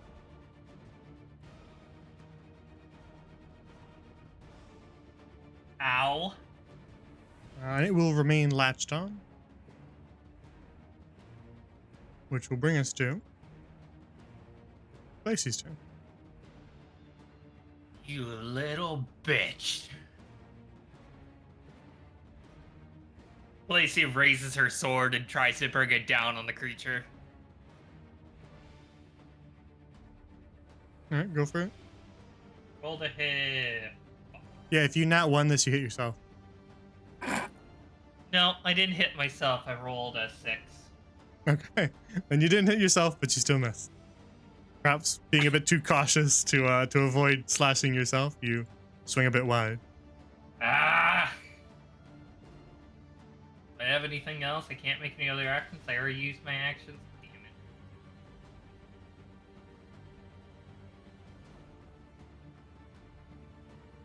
Well, continue on. No. Then that will bring us to this parasite is going to wriggle its way here E. and end its turn. And then we'll go to this parasite, which will wriggle its way here and attempt to bite Glacy. This time I use shield again to try and prevent the other bite. All right, so that pushes you up to 17. Yep. Then it misses. It sort of bounces off the shield and falls back to the stone, unable to sink its fangs into you. And it will end its turn there. Little punk. Which brings us back to Adam. Okay. As we're, fighting off these little worms and we see this creature straight out of our nightmares fire missiles from his back, I call out to Glacy and Iris. It's like, do either of you have anything that you can strike it with if I use my guiding bolt? I do. Out of game, that you have an attack roll, because that's the thing that's going to grant you advantage, is the next attack roll. I was going out of character. I'm planning to do a fireball in the middle so it hits the boss and these 2 little worms. Okay, That wouldn't but be an I just attack don't roll, want- but I don't wanna Iris does waste have one. our advantage, though. What? Yeah, then don't. Iris does have one. I have what? An attack roll. Or like What's a spell attack roll to hit. I'm sorry. What's that? Anything that you're rolling to hit, rather than a save. So anything that's like plus whatever to hit, Like which your includes starry your form your or- bow. Oh, I do. Okay, that's what I needed. I just want to make sure that I'm doing max damage, and then attempting to give us advantage. So let's try this out. I'm going to cast Guiding Bolt. Oh my gosh, I forgot about my guiding bolts Oh again. crap! It's 10. A 10 to hit against the Nathalgu will miss. No. I have to hit it. I'm going to use my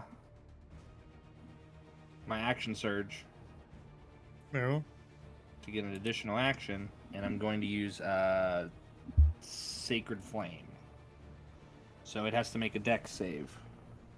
DC 14. Okay.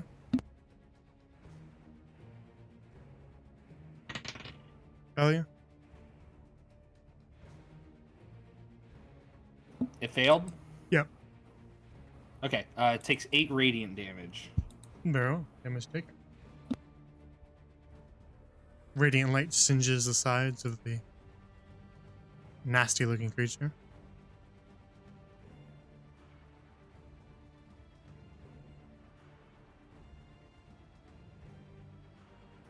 And that's gonna be my turn. I don't have anything else. Barrel. That'll bring us to Iris's turn. Eee! Okay, so you just reminded me I got free guiding bolts that I should probably be using. Yeah! Use those things, yes! Oh my gosh, I'm so bad at this! Ah! There was ever a time to use them. Right? So, okay, out of character, if I use guiding bolt and if it hits, then Glacy will have an advantage with whatever Glacy's trying to do. Let's. Basically, Guiding Bolt, Iris, is going to grant advantage on the next attack roll made before the end of your next turn. Which could So Oh. include, that could be something that I do, something that you do, yeah, anything. something that Glacy do. Yeah. Oh, okay. So,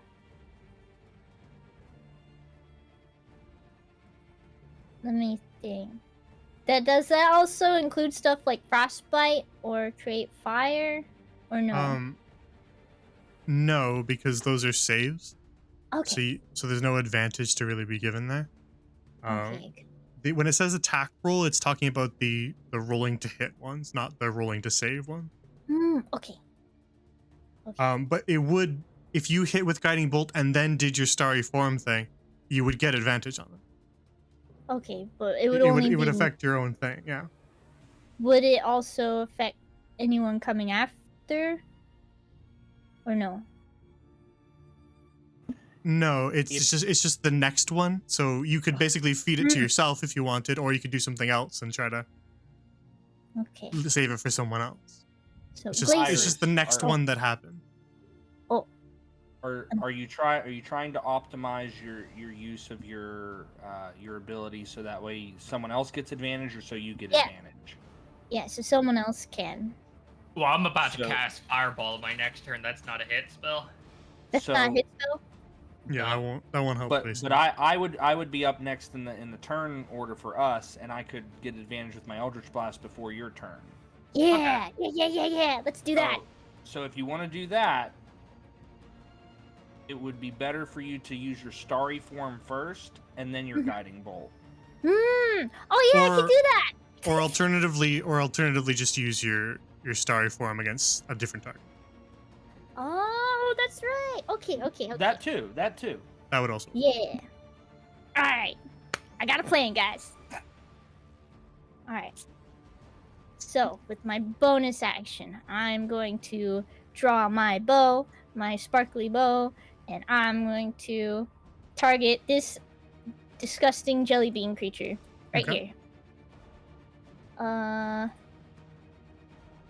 Hit it. Please hit the jelly bean. Oh, hey, Yes. roll damage. Yes. Kill it. No, kill it. No. No. The bolt slams into the parasite and sends it wriggling and screeching, but it just barely survived. No. No. Oh my gosh. You can do this. Kill it. Okay. And then I'm gonna use my free guiding bolt to. We're aiming for the. Not jelly beam. How do you pronounce it? Yes. Okay. Yep. Can you spell this? Please hit it.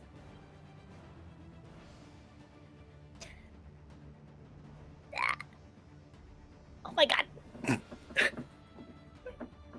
An 11 will not hit. No! Adam, we're cursed! It's fine. It's fine. Everything's fine. Everything's on fire, but it's fine. Our guiding bolts are cursed, Adam! They always are. They're such a You good spell that are they're always making cursed on the roll. Alright. Anything else then?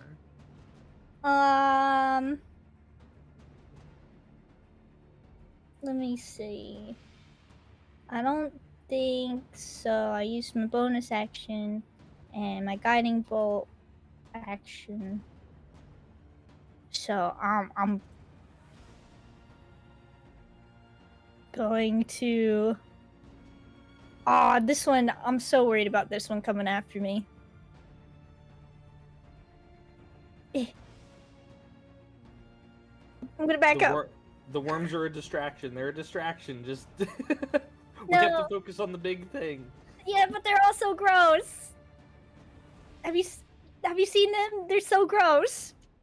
I'm in the room with you. I see them. You know that they're gross. No. Anything else, Sarah? I'm gonna back up a little, just a smidge. I'm gonna back up. Vero? And that's it.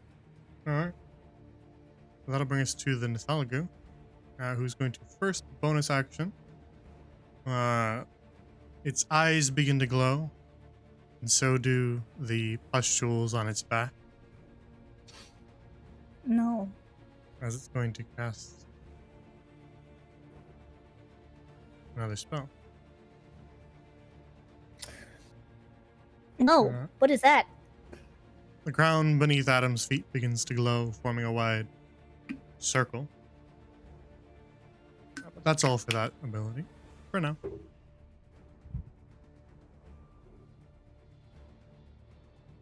And then it is going to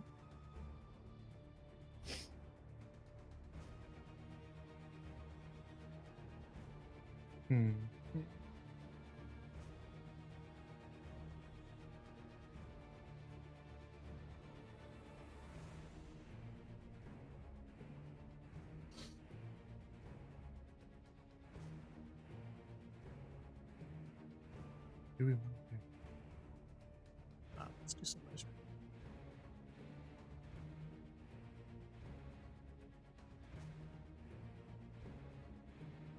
It's going to turn toward Adam.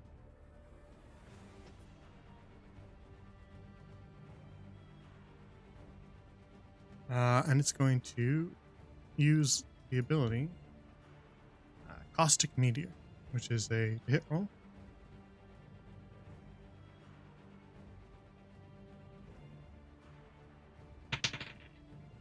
What's Adam's AC again? 13? Yes, it's 13. Alright, that'll be a hit. And it's not a melee, so Armor of Agathis won't proc on that. Still have the temp HP, but it's not going to take any damage from it. And that is going to be, hang on, that was in the wrong tab. Ooh.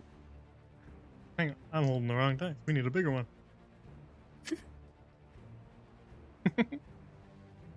No, smaller dice are fine. Smaller dice are fine. Alright, Adam. That is going to be 11. 11 acid damage. As a green missile slams into you from above. And then That does eat through the 5 temp hit points, correct? Yes. Yeah, if you have 10 hit points and you add them to your character sheet, and then you just damage yourself normally, then it'll take from those first. Okay, that's what I had done. So okay, I just wanted to Yeah. make sure. Thank you. Yeah, for sure. Yeah, temp HP always goes away first. That'll be the end of the Nathalgu's turn, which will bring us back to this fellow. Everyone's favorite little Oh, parasite. Who's just still attached to Glacy, so he's just gonna keep doing some damage.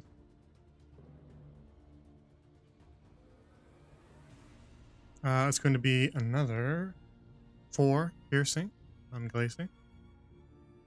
God damn it. And he's just gonna happily chew away at you. And that'll bring us Bastard. to Glacy's turn. Alright. Even though I know I could attack this guy, looks to Iris and Adam. You better take care of this punk before I charge up another fireball. It is going to be...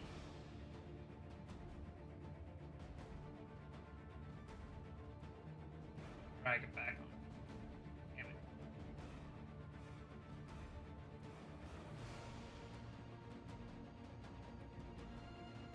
From the center point, that is 20, 15, 16. I'm in that Glacy.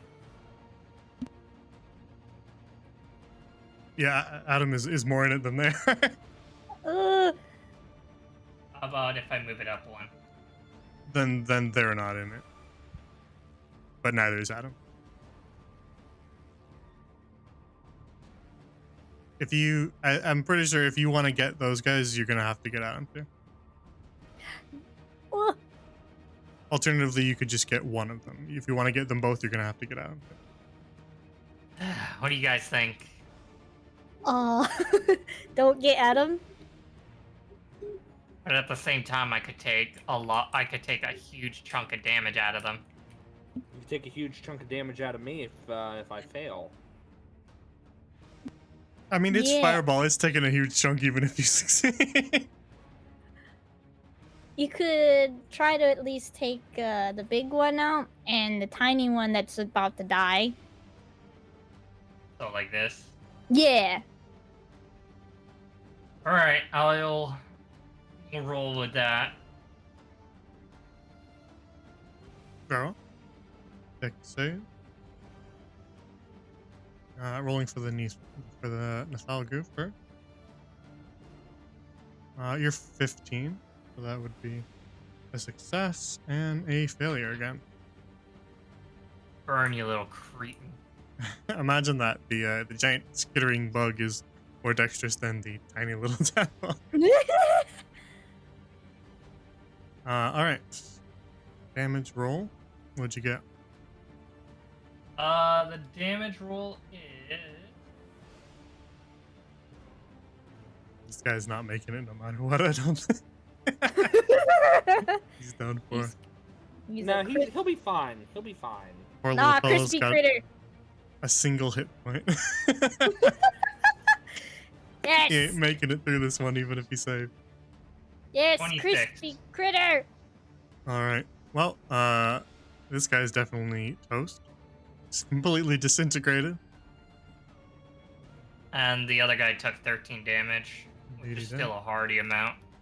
Still not bad. Like I said, fireball just rolls straight through. Even if you save it, it still takes a chunk out of you. I'm gonna put it out there. And I have a bonus action for Misty Step. Can I cast it? Misty Step being a leveled spell, and you cast fireball, so no. Okay. Damn it! I was gonna try and disappear out of the little Nasher, or would have teleported with me. You would have to see. Damn it. Well, I've done all I can for this turn.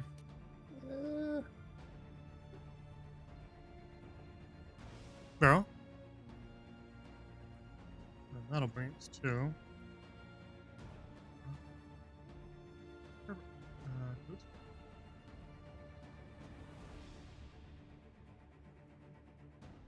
Oh no. No.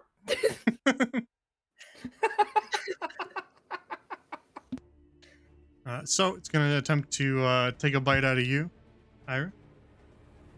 No. With a 19, that's gonna hit you. No. For 3 piercing, not a big one, and it will latch on. No. It's gross.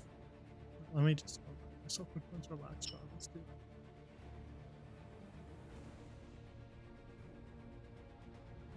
Now I can remember easier. But that's all it can do, which brings us to a dead one. Right past it to Adam. Okay, Glacy, how you looking on hit points, friend? I am 17 of 32. Okay, do you still think you've got some staying power, or should I try to heal you? I got maybe a little bit of staying power, and I still got shield slots. Okay, I'm going to move over here. Oh, so we should If I'm- do the fireball.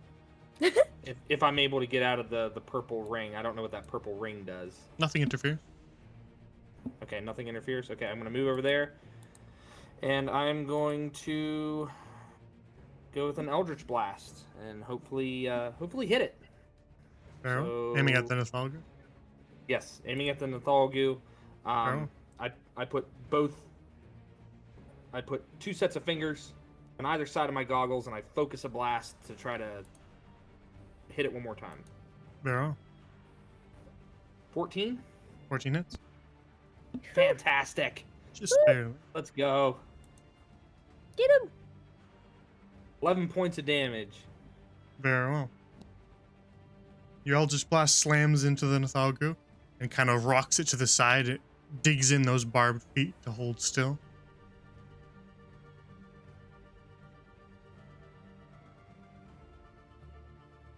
And I'm just gonna keep focused on it the best I can. So I'm gonna Very well. keep us right here. All right. That'll bring us to Iris's turn. Me. One of the parasites do has it. latched onto your arm. What do you do? Me.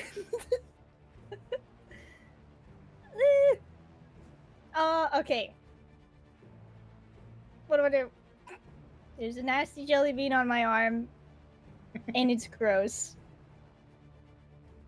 Or no, gummy bear. Is it like a no gummy worm? They're like there we eels. They're go. No. Gross gummy worm confirmed. No, that's so gross. Ooh. I could attempt another guiding bolt because I got more free ones. Oh man. Has Glacy been able to hit the gross gummy worm on her? No, No, I mean, that guy's just been vibing the whole time. Getting free please kill damage. it. Please He's kill it. Okay, He's okay. been violent vibing. He's been Violent biting her. He's just taking his free damage every time. Nice and easy. He's vibing. No more vibing. Okay, I'm kind of worried about hitting Glacy though. Just hit it. Ah! Okay, I'm gonna hit it with something. I eat pain. I am. Oh my gosh, I don't know what to do.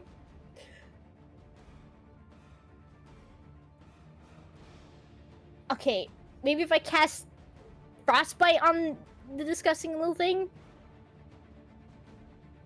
that might like do something. Is that what you want to do? What do you guys think? Maybe frostbite will hurt it. Go We can for only it. hope. Go for it. Okay, I'm gonna try to ice the little critter. Go for it. Ice, ice, baby. Ice. Okay, so it's got to make a con save, All right. right? Yeah. That's going to be a failure. Roll your Get damage. iced. Ooh, 7. All right. So it takes 7 cold damage as you see frostbite begin to creep across it. And because it took cold damage, it is forced to detach. Oh, snap. I'm so Oh smart. yeah! Yes! Yes! Yes, way to yes, go! yes. And so it releases Observation. its grip on Glacy's leg and falls to the ground. Still Got you, alive. Glacy. Still alive, but no longer grabbing onto Glacy. Okay. Oh my gosh, and I could probably kill it, right? Oh, just get it out of the picture. Or no, I don't want to make friends with the big one. Yeah, let's just get the tiny one out of the picture, so we can start focusing on the big one. Barrel? So with my bonus action, I am going to shoot that sucker with a sparkly, starry arrow. All right. And for reference, these things are small, and so when they actually latch onto you, they're considered a part of you, rather than a hostile creature in front of you. So you don't take disadvantage on your to hit rolls when they're in front of you and latched on. Oh my gosh, that's right. I totally forgot about that. Oops. I'm just explaining why that's happening. It doesn't change anything. I'm just Okay. explaining why, in case you were curious, why you're not getting disadvantage despite the fact that it's right in front of you. Oh no, it's okay. I totally forgot. It's because they're, yeah. I wanted to make sure that people didn't think that I forgot it. That's why it's happening. Gotcha. So yes, while they're latched onto you, they are considered a part of you. Gotcha. All right, so I'm gonna roll to hit nasty little gummy worm. Go for it. Ooh, That'll hit. Roll your damage. get wrecked, son.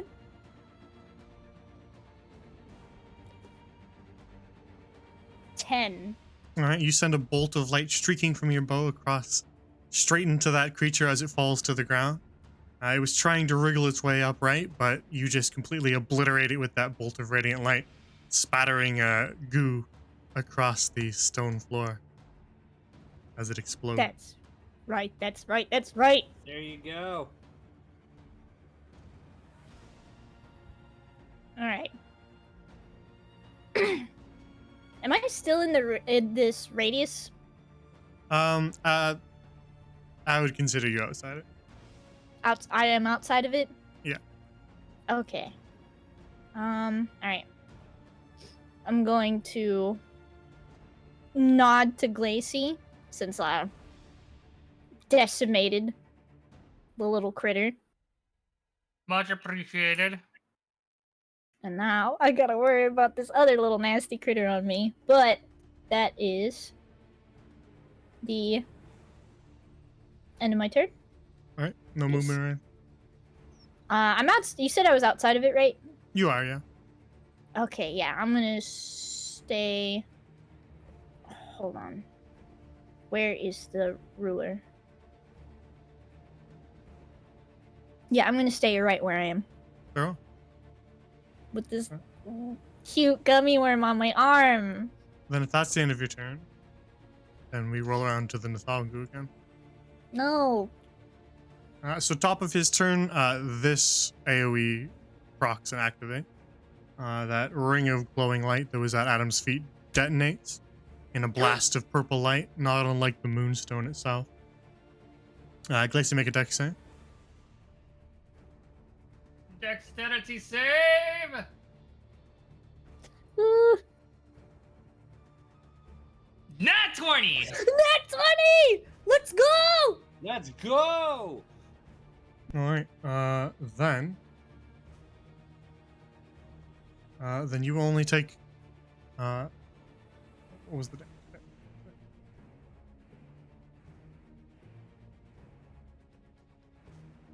Force. You will only take 12 force damage then.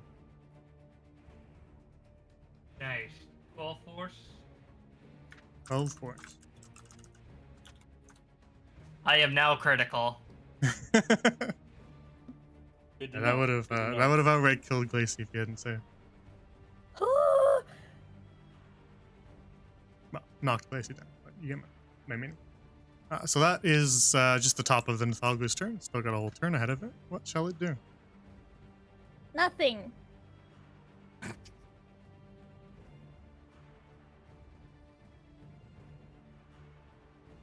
Oh, we still got another one, I think. It's going to use its turn to make those pustules glow again. And it's going to Magic Missile Adam. It's possible. How? Like, I see what's happening. I was just like confused. I'm like, oh, 2? Okay, oh, another 2. That's funny. Oh, 3 2s. Oh, all right. Well, there's your damage. What a strange roll. Okay. That's funny. Then Thalgo will just kind of move here, and its turn, which will bring us to Glacy, who is now quite badly injured after that explosion of arcane light. Worth What it. will you do? I have made the observation that that the monsters reacted to frost. Oh my gosh, you're right. So, in an effort of that, I first summon the book. First slide or floats in front of my hand as I ready Scorching Ray. But instead of a flame, a chilled frost as I use my wizard or my spell tome to modify its damage to cold. All right. So Freezing rolling Ray? Freezing Yeah. Ray. How? What's your breakdown on the targets first? All are hitting on the Nathagul. Okay. Get him. So 15 for 22 for the first hit. 9 for the second. All right, 1 hit. And 21 for the third. Okay, 2 hits. Roll your damage on 2 hits. Okay. 1, 2. A total of 9. All right. 9 damage taken. The rays of blue light slam into the side of the Nathalga, causing kind of minor frostbite along its side and freezing over parts of its skin. But it doesn't seem to have the same negative effect to cold that the smaller parasites do. Dang Damn it. That was worth a shot. Yeah, it was worth a shot. Anything else, please? No. That's all I can do for the time being. Very well. Then that'll bring us to that parasite, Oh boy. which is just going to get a free hit on Iris Oh boy. because it's latched on. So that'll be another 4 piercing. Okay, 4 piercing.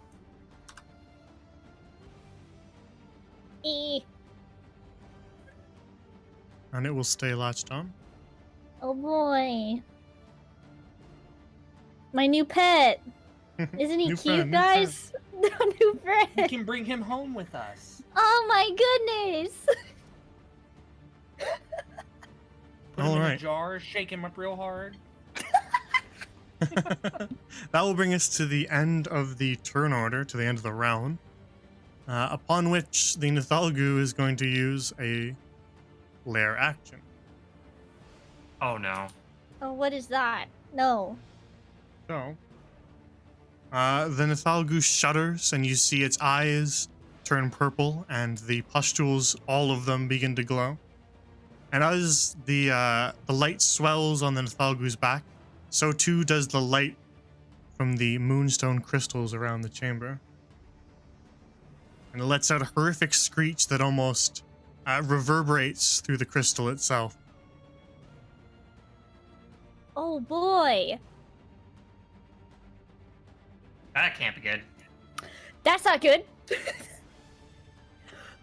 Yo! Oops, that one doesn't go there. It goes up here. Hey! That's not good. There we go. Perfect. Right there.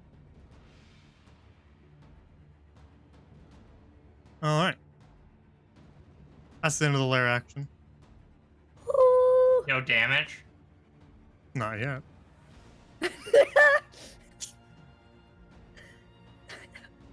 But you see those crystals begin to glow brightly. They bathe this entire area here that you can see marked in purple light as they begin to swell and glow. Which brings us to Adam's turn.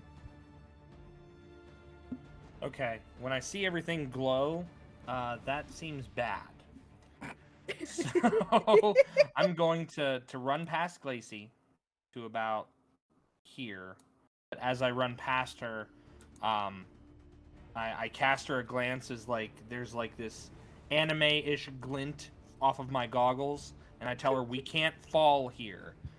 And I'm going to use my superiority die in my combat maneuver of rally to give her some temporary HP. So let me roll the superiority die. Ooh. Oh, I don't know why I rolled a d20. I don't know why. Sorry. I clicked the thing that it told me to click. Let me redo that. So I roll 1d8. I'm going to add 3 to it. So Glacy, you get 7 hit points. I know it's not much, but you get 7 temporary hit points.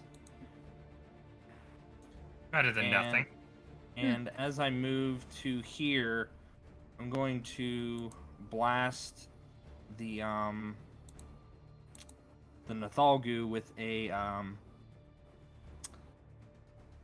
yeah, we're gonna blast him with an Eldritch Blast. What the heck? So let's see. Eldritch. Get him! Well, what'd you roll? 19. Get him! Okay. So I tell everybody it's like we need to get out of here. This is not going to end well, and I focus all of my energy through it for a total of 10 points of damage. I doubt it's going to get pushed anywhere. It doesn't. But am I able to use another superiority die? I don't think it tells me that I have a limit on how many I can use in a turn. Off the top of my head, I can't think of there being a limit. Okay, I'm going to use maneuvering attack. Since I hit it with my Eldritch Blast, I can expend 1 superiority die to add to the total of damage roll. So I can add that to the damage. So we'll add 1d8 to the damage. Ooh. For 6, another 6. All right. And then and allow a creature that I can see or hear me to use its reaction to move up to half its speed without provoking opportunity attacks from the target of my attack, which I don't think that's going to matter. But Who's gonna move? I think Iris is the more critical because she's in a double spot. Hey! yeah, I'm going to Iris, do you wish to move? Yes. Get me out of here. Okay. Move 15 feet. Get the hell out of the room. Okay. 15 feet. Wait, what's your speed? What's your speed? Is your speed My 30? Yes. Wait, where do I Okay. see that? Yes, the answer's Yes. Yes. Okay. it's right So above yeah. your AC on your character sheet. All right. Technically, you have an extra 5 feet, but that's from leaping, and that doesn't factor into your speed. So Yeah. 30 is correct. So yeah, move 15 feet. Get the hell out of the area. Okay. And does this little critter attack along? Oh yeah. Oh heck yeah! I'm taking Steve with me. It's okay, Steve. You won't get hit either. Oh my gosh. Is that the end of your turn now? That will be the end of my turn. Yes. Oh my gosh. No, Adam. You're. gonna get hit. That's that's scary. That'll bring us to Iris' turn. Okay. No. Iris, go. Wait, is he like telling me to leave the room? Is that what Adam's trying to get me to do? Leave the room? I'm trying to get you so you don't get hit by anything, unless you can hit it from where you're at. You're clear of the AoE, Siren. Okay. Let's see. It's 60 feet. I can still hit that sucker. Okay. Oh, man. This isn't good. What'd you get? Oh, What are you doing? I know. That's what I'm trying to think what to do. Oh. This isn't good. Adam is standing in the worst place possible. My dude.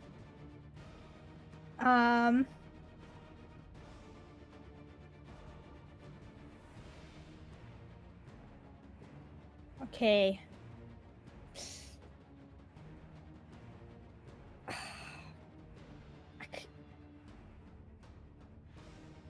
I could try to hit it with another guiding bolt. But I think my guiding bolts are cursed. I can't. I think I can deal with the little. I think I can deal with Steve on my arm for a little bit more. So I'm gonna focus on the bigger guiding Steve. bolt. Use the guiding bolt. Good. I mean, we've got it. We might as well use it. It might help. Okay. I don't know. Okay, I'm not gonna tell you what to do, but if it's gonna work. Right, but this. It's cursed. Okay, no. I'm going to use my another free guiding bolt. I have one more free guiding bolt after this, just as a heads up. Okay, up. Wait, I have a question about guiding bolt. My free ones, right? Am I able to use the free ones as like a second level spell, or no? Or like even a third level spell? Yes. You can upcast it. Let me double check the wording of it. Yeah. I don't think it specifies anything about that, about it being expended at a first level necessarily. So, do you think I'd be able to upcast this guiding bolt? I don't know. I think maybe the wording is actually too vague there. They probably should have specified. As of right now, since it doesn't say that, then I will allow it, and then I'll look into it for later. To see what other people think about it. Okay. See if there's any sort of consensus, because I imagine that might be a case of them being a little too vague in their wording. Yeah. Okay. Because they should have specified either or, whether or not you can. Because it would say, if they were trying to make you avoid it, it would say that your free ones are cast at a first level. So I don't see any reason why not. I do see it says a first next to it in parentheses. So does that mean anything? Yes, but it also says it next to the one that isn't a part of your free ones. So it's just saying that it's a first level spell, which it is. Oh, So, okay. Really, it doesn't specify. So rules as written right now, there's no reason why you couldn't. Upcasting this guiding bolt, guys. And then I'll look into it and see what other people think about it, because that is a little weird. Okay. It just kind of hit me. I'm like, I could upcast this thing. All right. Yeah, I never really thought about that either. Okay, please hit. Please hit. 19 to hit will hit. Oh my gosh! Yes! Oh my gosh! Eat guiding bolt. All right, so I'm gonna fling a guiding bolt at the big Steve. And now, what am I gonna hit him with? Ooh. Woo! 23. Heck yeah! All right. That radiant damage just slams right into the face of the Nathalgu and just covers its entire front in burns as the radiant light sears at its flesh, lets out a horrific screech, and even rears back to try to shy away from the pain. It now looks pretty badly wounded, though it is still standing. Okay. So I hit it with a guiding bolt. And then, oh, I still got a bonus action. I'm gonna shoot it again. All right, with your arrow. Yeah, I'm gonna draw back my sparkly bowstring. I'm gonna hit that bug. Arrow. Hit the bug. No! No! An 11 will miss. The bolt of light streaks past. Actually, but you have advantage on it because you guided bolted it. So roll again. Yeah, you have Oh advantage. no! Yeah. I forgot! I took the advantage, I'm sorry! It's all good. Someone's got to use it. No. Yeah, hit the Nathalgu. Do it. Okay, how do I do the advantage thing? Just roll again. Just roll again? Yeah. Okay, hit it! Please hit it! All right, that'll hit. Roll your damage. Yes.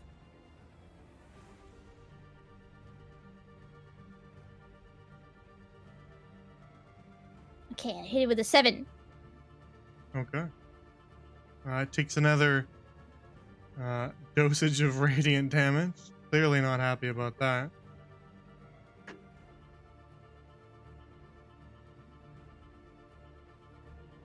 And lets out another screech.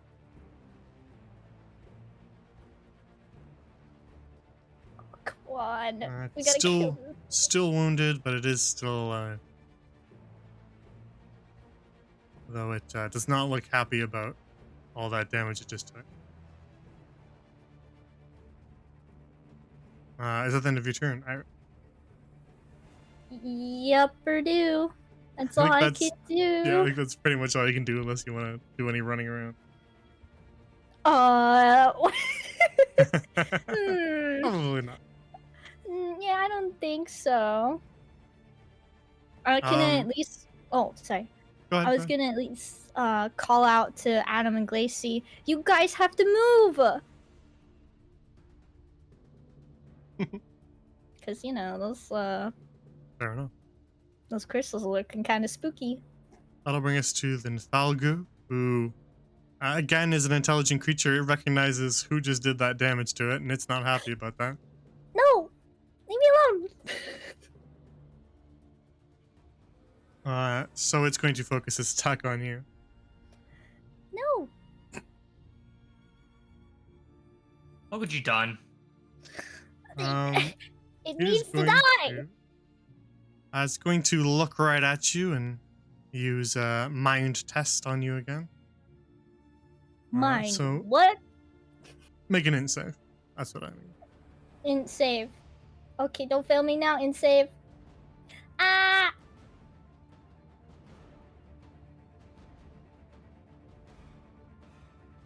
What'd you get? It's 16. All right, that'll cut the damage. That's a success. All right. So that'll be 5 psychic damage, and you don't suffer any other ill effects.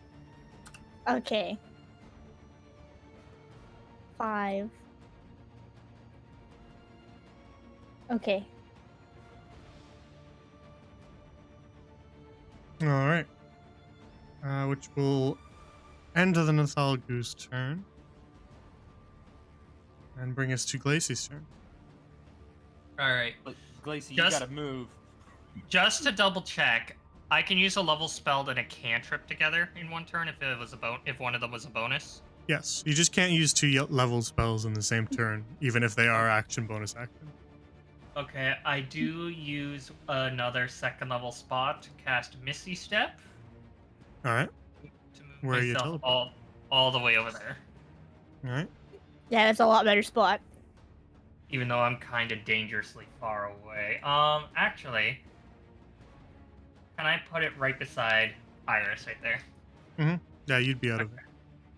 All right. Okay. I'll be out of there, and I use just a standard firebolt to hit on the Nathagu. Very well. Roll to hit. Oh, get him, Gracie. 26. That'll Yee, hit. get him, Roll your damage. Gracie. 8 damage. Alright. Not a whole lot, but it's a easy spell. Still damage. 8 is nothing to sneeze at from a cantrip. Yeah. Yeah. Alright, so the bolt of flame causes a burn on its side.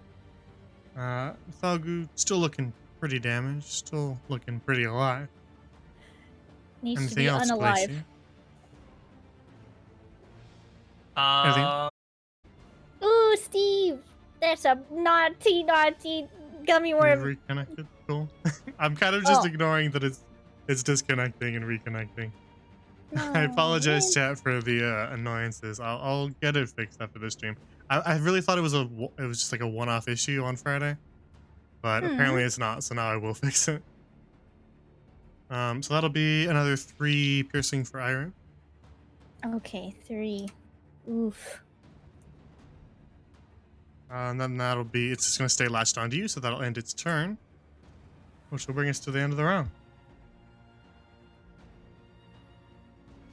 Which means, since the lair action happened at the top of the turn order, it's going to happen at the top of the turn order. I know what it means. I know what it means. Oh All right, Adam. Dex save. 2 of them. 2 of them? Mm-hmm. Yeah, you're overlap. You're getting hit by both. no! Oh 15. 20. All right. Time to do some rolling. Get out of here! Go! are you talking to us? Yes! I'm telling you, get out of here! Go! no! We can't just leave you here, Adam. You have to. It's going to come after you if you don't. You. No, just listen to me. I'll be okay. Go.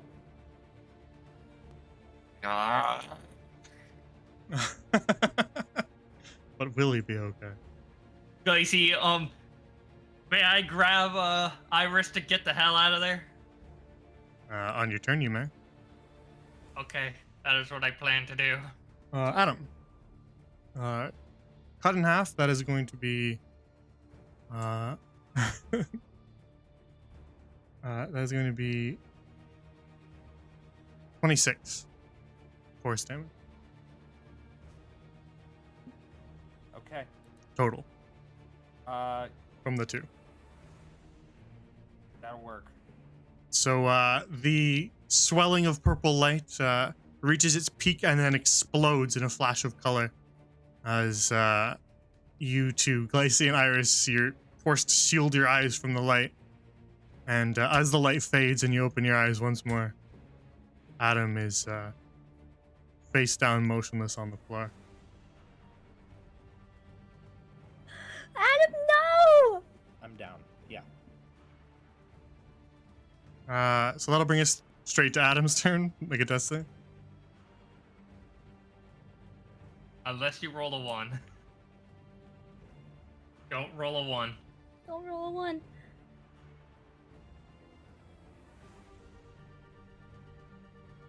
All right, That's 1 success.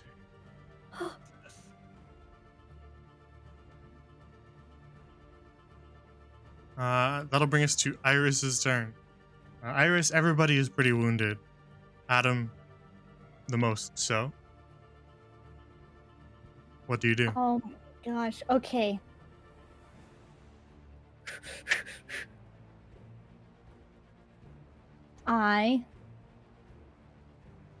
Oh man.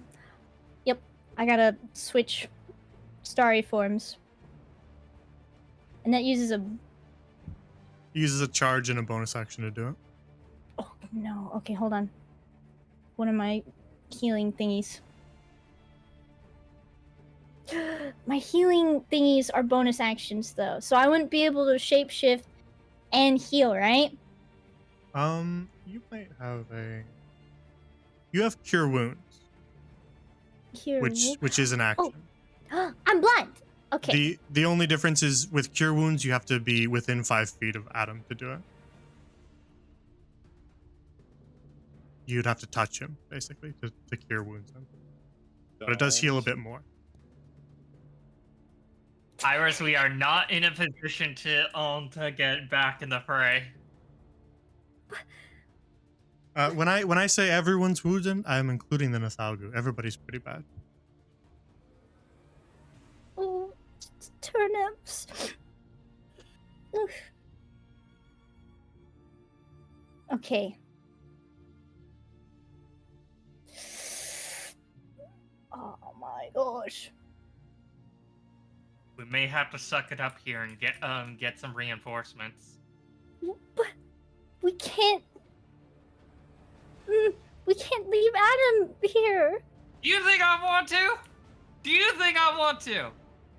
If you retreat now, you'd be giving the chance for the Nathalgu to restore its Recover. own recovery. Yeah. Everybody's wounded. It's the end of a desperate battle. What will you do? If it will help you, I will. Lacey leans down, grabs her shoulders. Listen. I will attempt one more spell, but if that doesn't help, then we need to get a retreat.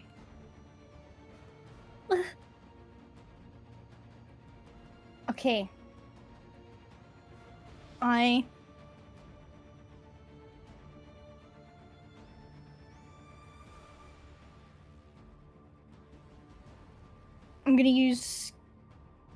I'm going to put my hands on Glacy. And I'm gonna use Cure Wounds. Okay. Have you shifted form? Did I? I don't know. Did you? You can say yes or no. I don't know if you've done it or not. Wait. If I shift to Chalice, I can heal both me and Glacy. Yeah, if you shift to Chalice, then you get that sort of almost AoE heal. Okay. I With- will Oh. I will add Oh. it's a creature of your choice within 30 feet when you heal. Oh my gosh. So it's you or any creature within 30 feet. It's an AoE heal. Turns your normal heals into little AoE heals, which is really cool. Okay. So I'm going to look at Glacy with tears in my eyes. No, we're not leaving Adam behind. And then, as I say this, I'm going to change starry forms, and the constellation on me will change to Chalice.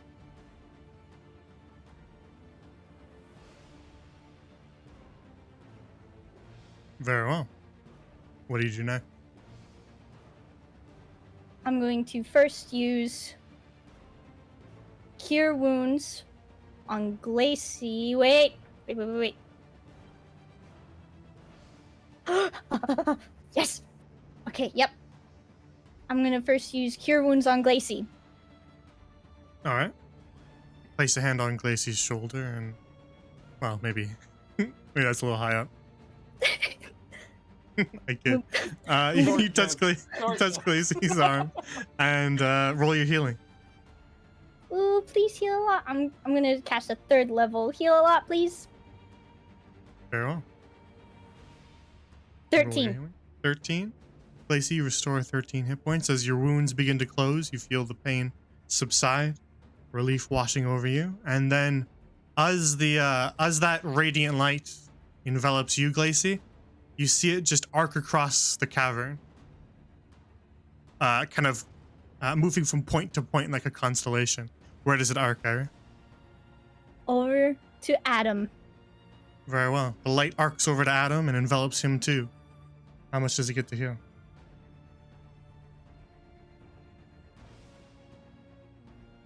23, baby. It's I believe it's just 1d8. Oh no, I'm a fool. No, I brought my hopes It's up okay. only It's to okay. No. I was so hyped. I was like, 23. Yeah, I'm back in the fight. Oh man. Yeah, the add-on heal is just the 1d8. No. But it's 1d8 no matter what healing you do on the original person. Okay, so 1d8. Yeah, so it arcs across, so just roll a d8 and we'll add 3 to it. Oh wait, I think will this do it? Will this add the modifier to it? Yes, it will. Yeah. Yeah, your other rolls should be the same. The idea is that the heal that you're getting in chalice form is the exact same as the damage you're doing in archer form, right? It's the same roll. Oh.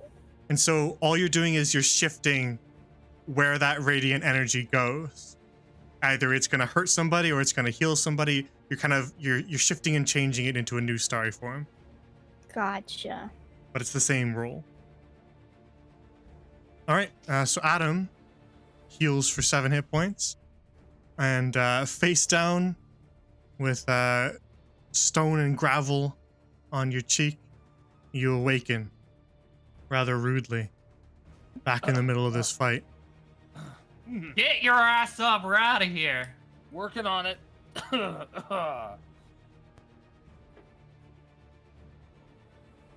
So, Iris, is there anything else you're gonna do?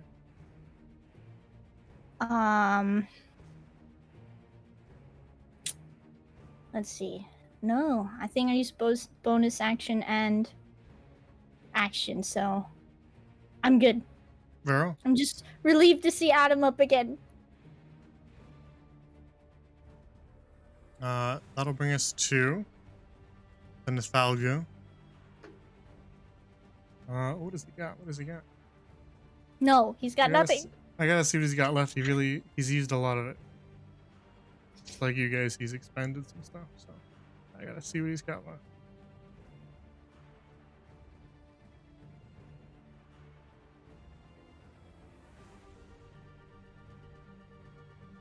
Alright, well, we're out of magic missile, that's Oh, thank goodness.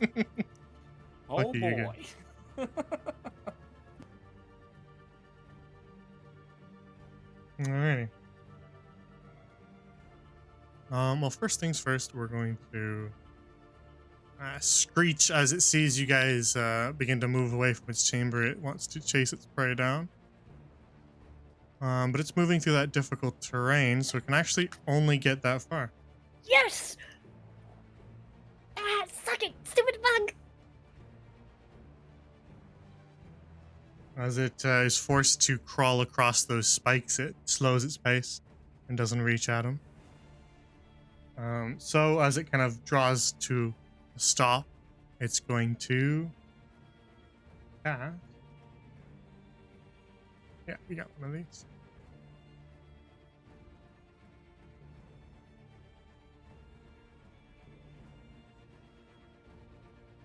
It's going to cast Caustic Meteor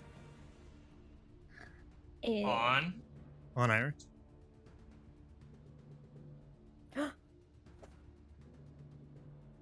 Alright, this is a to hit roll. No. You're 15 AC. Whew. A bolt of green light flies down from the ceiling of the cavern and just narrowly lands at your feet as you step out of the way, missing you. That's nasty. Yeah, that was the one that hurt quite a bit. Which will bring us to, that's all it can do. That'll bring us to Glacey's turn. Glacey, the rather wounded looking Nithalgu bears down on Adam as he still lies face down in the stone. Glacey, behind you, Okay. Iris is wounded. Adam's still not particularly healthy. What do you do? Glacey or raises her hand. She projects 3 orbs ready to launch them into rays. I use my last spell slot to try and get the hit in Very well. on the doggo. So first hit, go. Come on. 12. That's 12 probably a misses. fail. 2. That one 19. hits. And that one misses. One hit. Ooh. Roll it. Ooh, pretty good damage. All right. Me's. The two of the rays streak off towards the Nithalgu, but they go wide, and the massive bug manages to duck out of the way. But as it ducks out of the way of one of the rays of light, the other fire ray slams in right into its eye and just completely sears that eye, blinding it. Just in that one eye. It still got through. Oh, of course. But the Nithalgu itself looks really quite wounded. It's almost limping its way towards Adam. Anything else, Clacy? That is all I can do for that, because all my other stuff is actions, not bonus actions. Move, move, move. Get out of there, move. Like, leave the area? We're all gonna leave the area. We just have to get there. I can bring the cave down on top of it.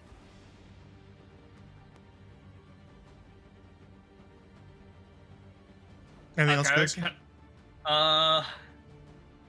Now can I attempt to grab Iris to move her back? It would be an action to be able to move someone Okay. up. And I'm just going to at least go beside, ready to bolt at a moment's notice. Farrell. That'll bring us to the parasite, which is just going to chomp away at Iris. Oh, That's going to chomp for another 3. I forgot about Steve. How much health do you have? Now? 6. God damn it.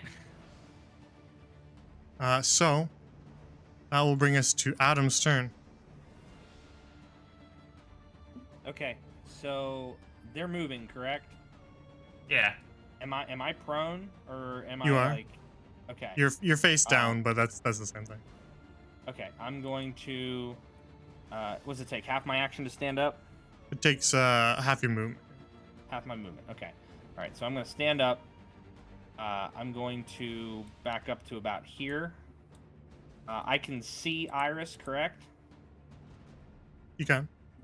Okay, I'm going to use healing light. So I'm going to use all 3d6 as a bonus action, so that way I can heal her. 3, and 2. So you get a total of 8 hit points back, Iris. Okay, 8. Yes, that's correct. I'm going to. Okay, question: am I able to use my Eldritch Blast on the ceiling above the Nithalgu? Yes, but it's not guaranteed that it would collapse. Okay. But I could hit the Nithalgu. Yeah, You that could thing's aim looking for the like... Nithalgu. It is pretty badly wounded. Yes. Well then I will. It's kind of full tilt barreling down on you, but it's kind of forced to limp on only a few legs Gotcha. as it just kind of screeches its way towards you. All right. Well then I am going to fire an Eldritch Blast at the Nithalgu. Very Oh well. my gosh, Roll to hit. please hit it. Hit it. 12 doesn't That'll hit. miss. No. Arcs wide and goes between the legs. Okay, and I've already used my bonus action, so I can't use my second wind. And I didn't hit with the attack, so I can't use my maneuvering attack.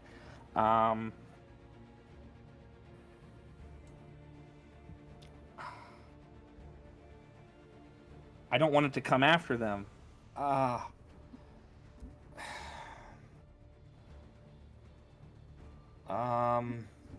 don't know what to do.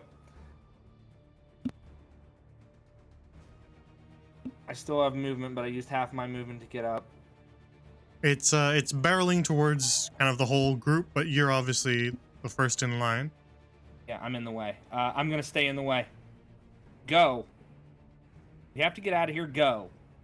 It's wounded. I'm wounded. We're fine. Let's go. Get to where you belong, is what I yell to Iris and Glacy. Very well. That's the end of your turn. That is the end of my turn. Then Iris, the massive, hulking Nathalgu, full tilt barrels its way wildly towards Adam. And as you all were about to turn to leave, you see Adam pause for a moment as he waits behind to take the attack for you guys. He himself looks badly wounded, but so does the Nathalgu. What do you do? Oh, I feel like we're so close to killing it. I'm running low on spells out of character. I still got 2 second level slots. I still have 1 more guiding bolt. So, as rules is written, I don't think there's any Stream's down, reason. by the way. Yeah, I know. No. It'll Oh come no, back. it's back. It's back. Yeah. Okay, it's back. Okay. I've just accepted the fact that it'll go down for a couple seconds every 20 minutes. No. It doesn't cut the VOD up, so I'm hoping that there's no actual choppiness to the VOD. I'll go back and I check. hope not. I hope not. But ultimately, all they would have missed is like a couple sentences. Okay. So it's not the end of it. It's not like they missed like a whole 5-minute chunk. Okay. Rules is written. There's no reason why you couldn't. As long as you still have the free charges left, I don't see why not. I have 1 more And yes, you can upcast it. free charge. Ooh. Okay. Okay, guiding bolt is what? An action? To hit roll, and it's I believe an action. Yeah. Yep, an action, and it's +6 to hit. Okay, so I also have another idea. It's a hanging around crystals all the time, though. Whatever it is, Iris, unfortunately, we're kind of in a position. Well, not an absolute position, but a very critical position that Adam has already kind of consigned himself to that, and we're in a position where he's getting a little too close for comfort. Right. I could cast maybe spike growth so that it'd have to go through difficult terrain before it could get to Adam. But you would have to it's probably. Can you do it without hitting Adam? Yeah. I Yeah. could, Okay. I could. I can either risk it biscuit with the guiding bolt, or we could try to slow it down with the spike growth.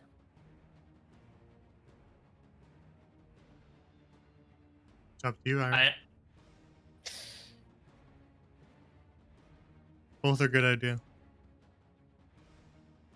Both are very valid ideas.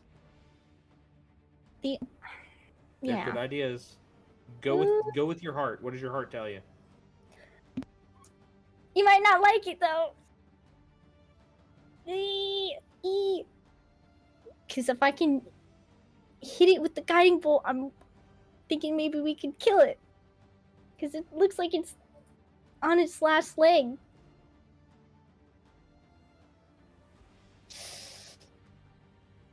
I'm gonna upcast the guiding bolt for my action. Very well. Chat, if there was ever a time for inspiration. Chat, come on! If there's ever time for inspiration, chat, it's right now! Ooh! We'll give them a couple seconds to catch up, since I know they're behind. But they might not have the point. In which case, you'll just have to roll it and let fate decide. Okay. Oh, come on. Are we ready for me to try to cast this thing? Ooh! I think got that's this, been long Iris. enough.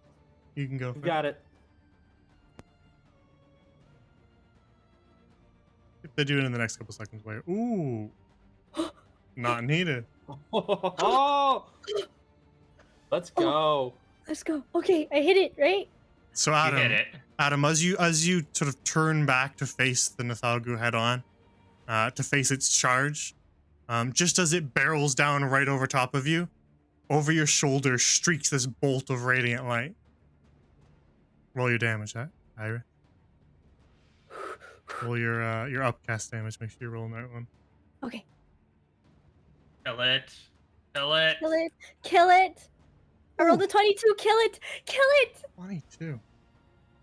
All right. That bolt streaks over your shoulder, Adam, and slams face first into the Nathalgu as it had its mouth wide open, ready to bite at you, and it just instantly burns the entire whole front of its face, searing its eyes out of the sockets, and even spreading all the way down its throat.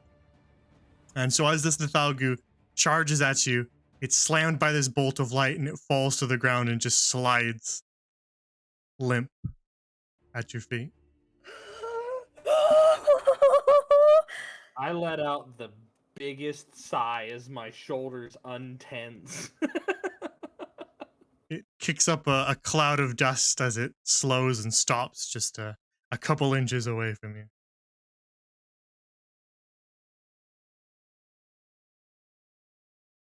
And then Nathalgu is defeated.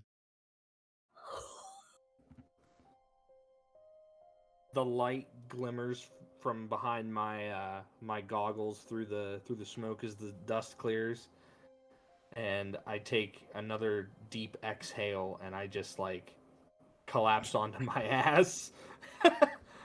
and I just sit there for a moment, just unbelieving of what has just happened.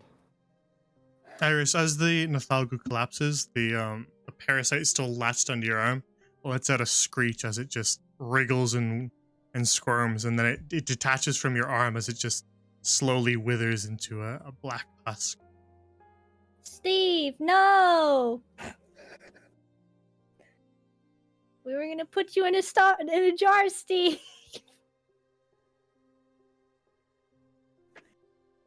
But in all seriousness, I watch the little critter wither and croak.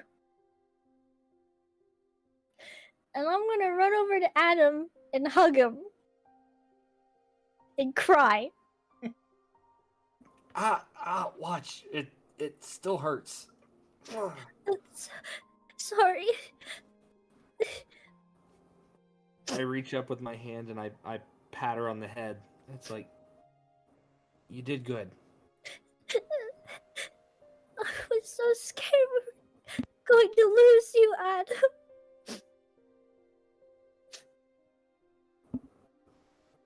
Would not be a smart We idea did- to me.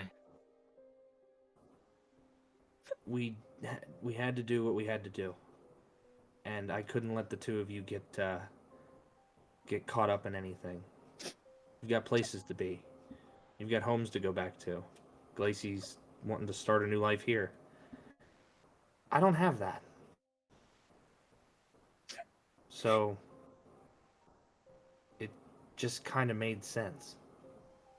No, it doesn't make sense. You promised. We're your family, Adam.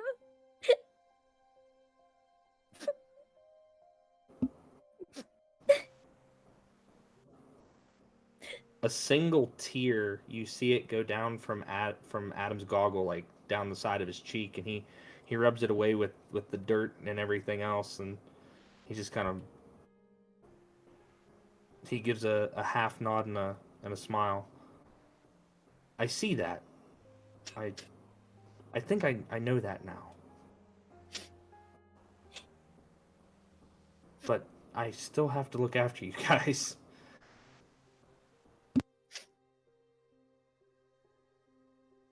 Okay there, Dad. Maybe I still can. and I shoot it. I cast a sideways glance to Glacy. Don't look at me like that. Maybe I still can. And so as you nurse your wounds, as the Mythalgu falls silent, leaving only the gentle hum of the moonstone around you, we'll end the session there. Dun, Bro. dun, dun. Oh my gosh.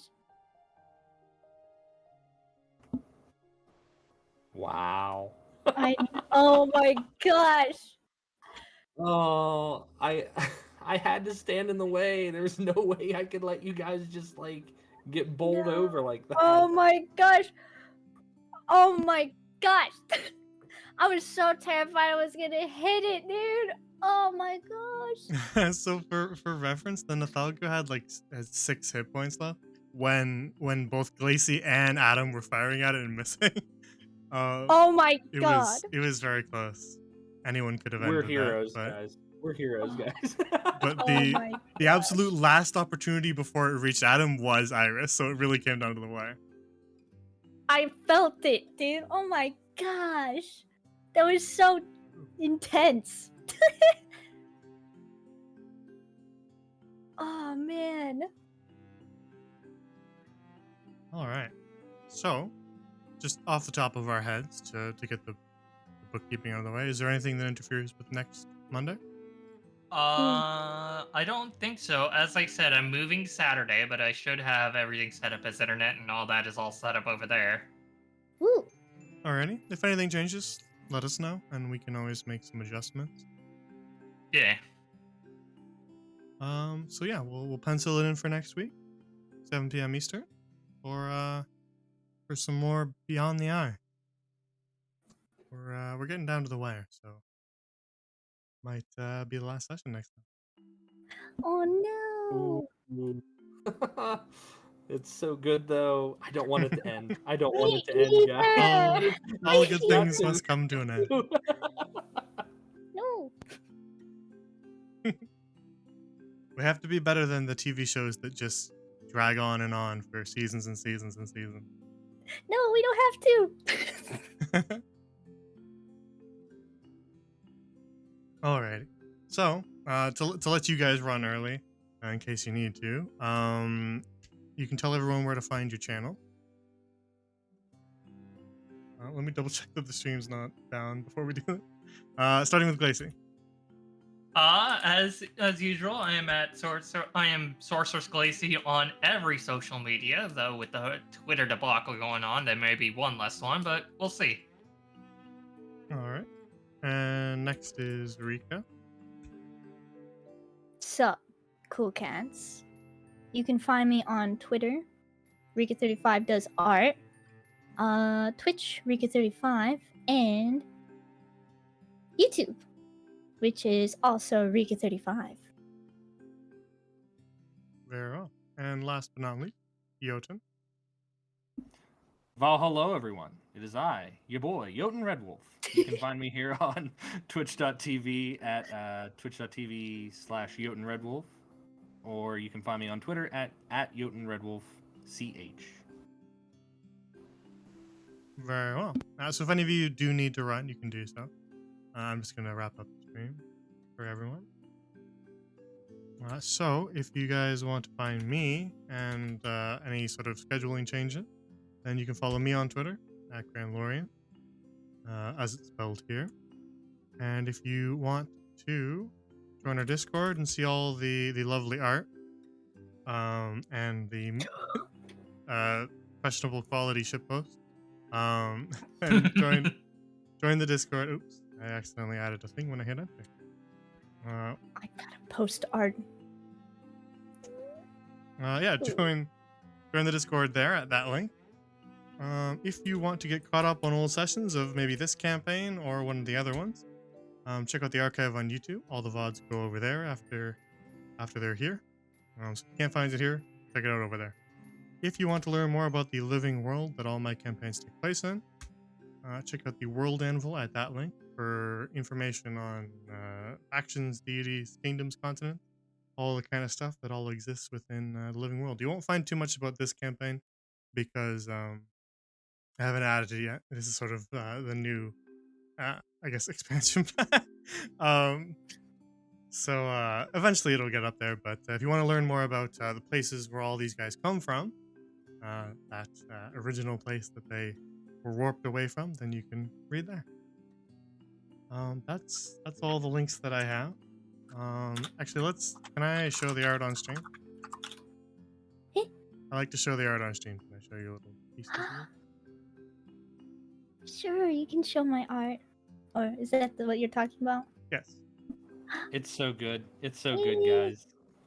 Oh, thank you. Thank you so much. It is. It's fantastic. Discord kind of squished it a little bit, but our three adventurers making their way over the runaway star as they round the the Mario Galaxy like asteroid with all the spelljamming ships in the background. Even the stars in the sky are so nice. Thank you. Looks wonderful. Yeah. Thank you. Thank you so much. So yeah, we will return for more Beyond the Eye next week. So look forward to that. It will be a good time. All right. With that, take care, everybody. We'll try to end before it disconnects again. Take care, everybody. Have a good night, and I'll see you guys probably Wednesday. We'll do some chill map making. We haven't done that in a while, so we'll do it. Take care. Have a good night.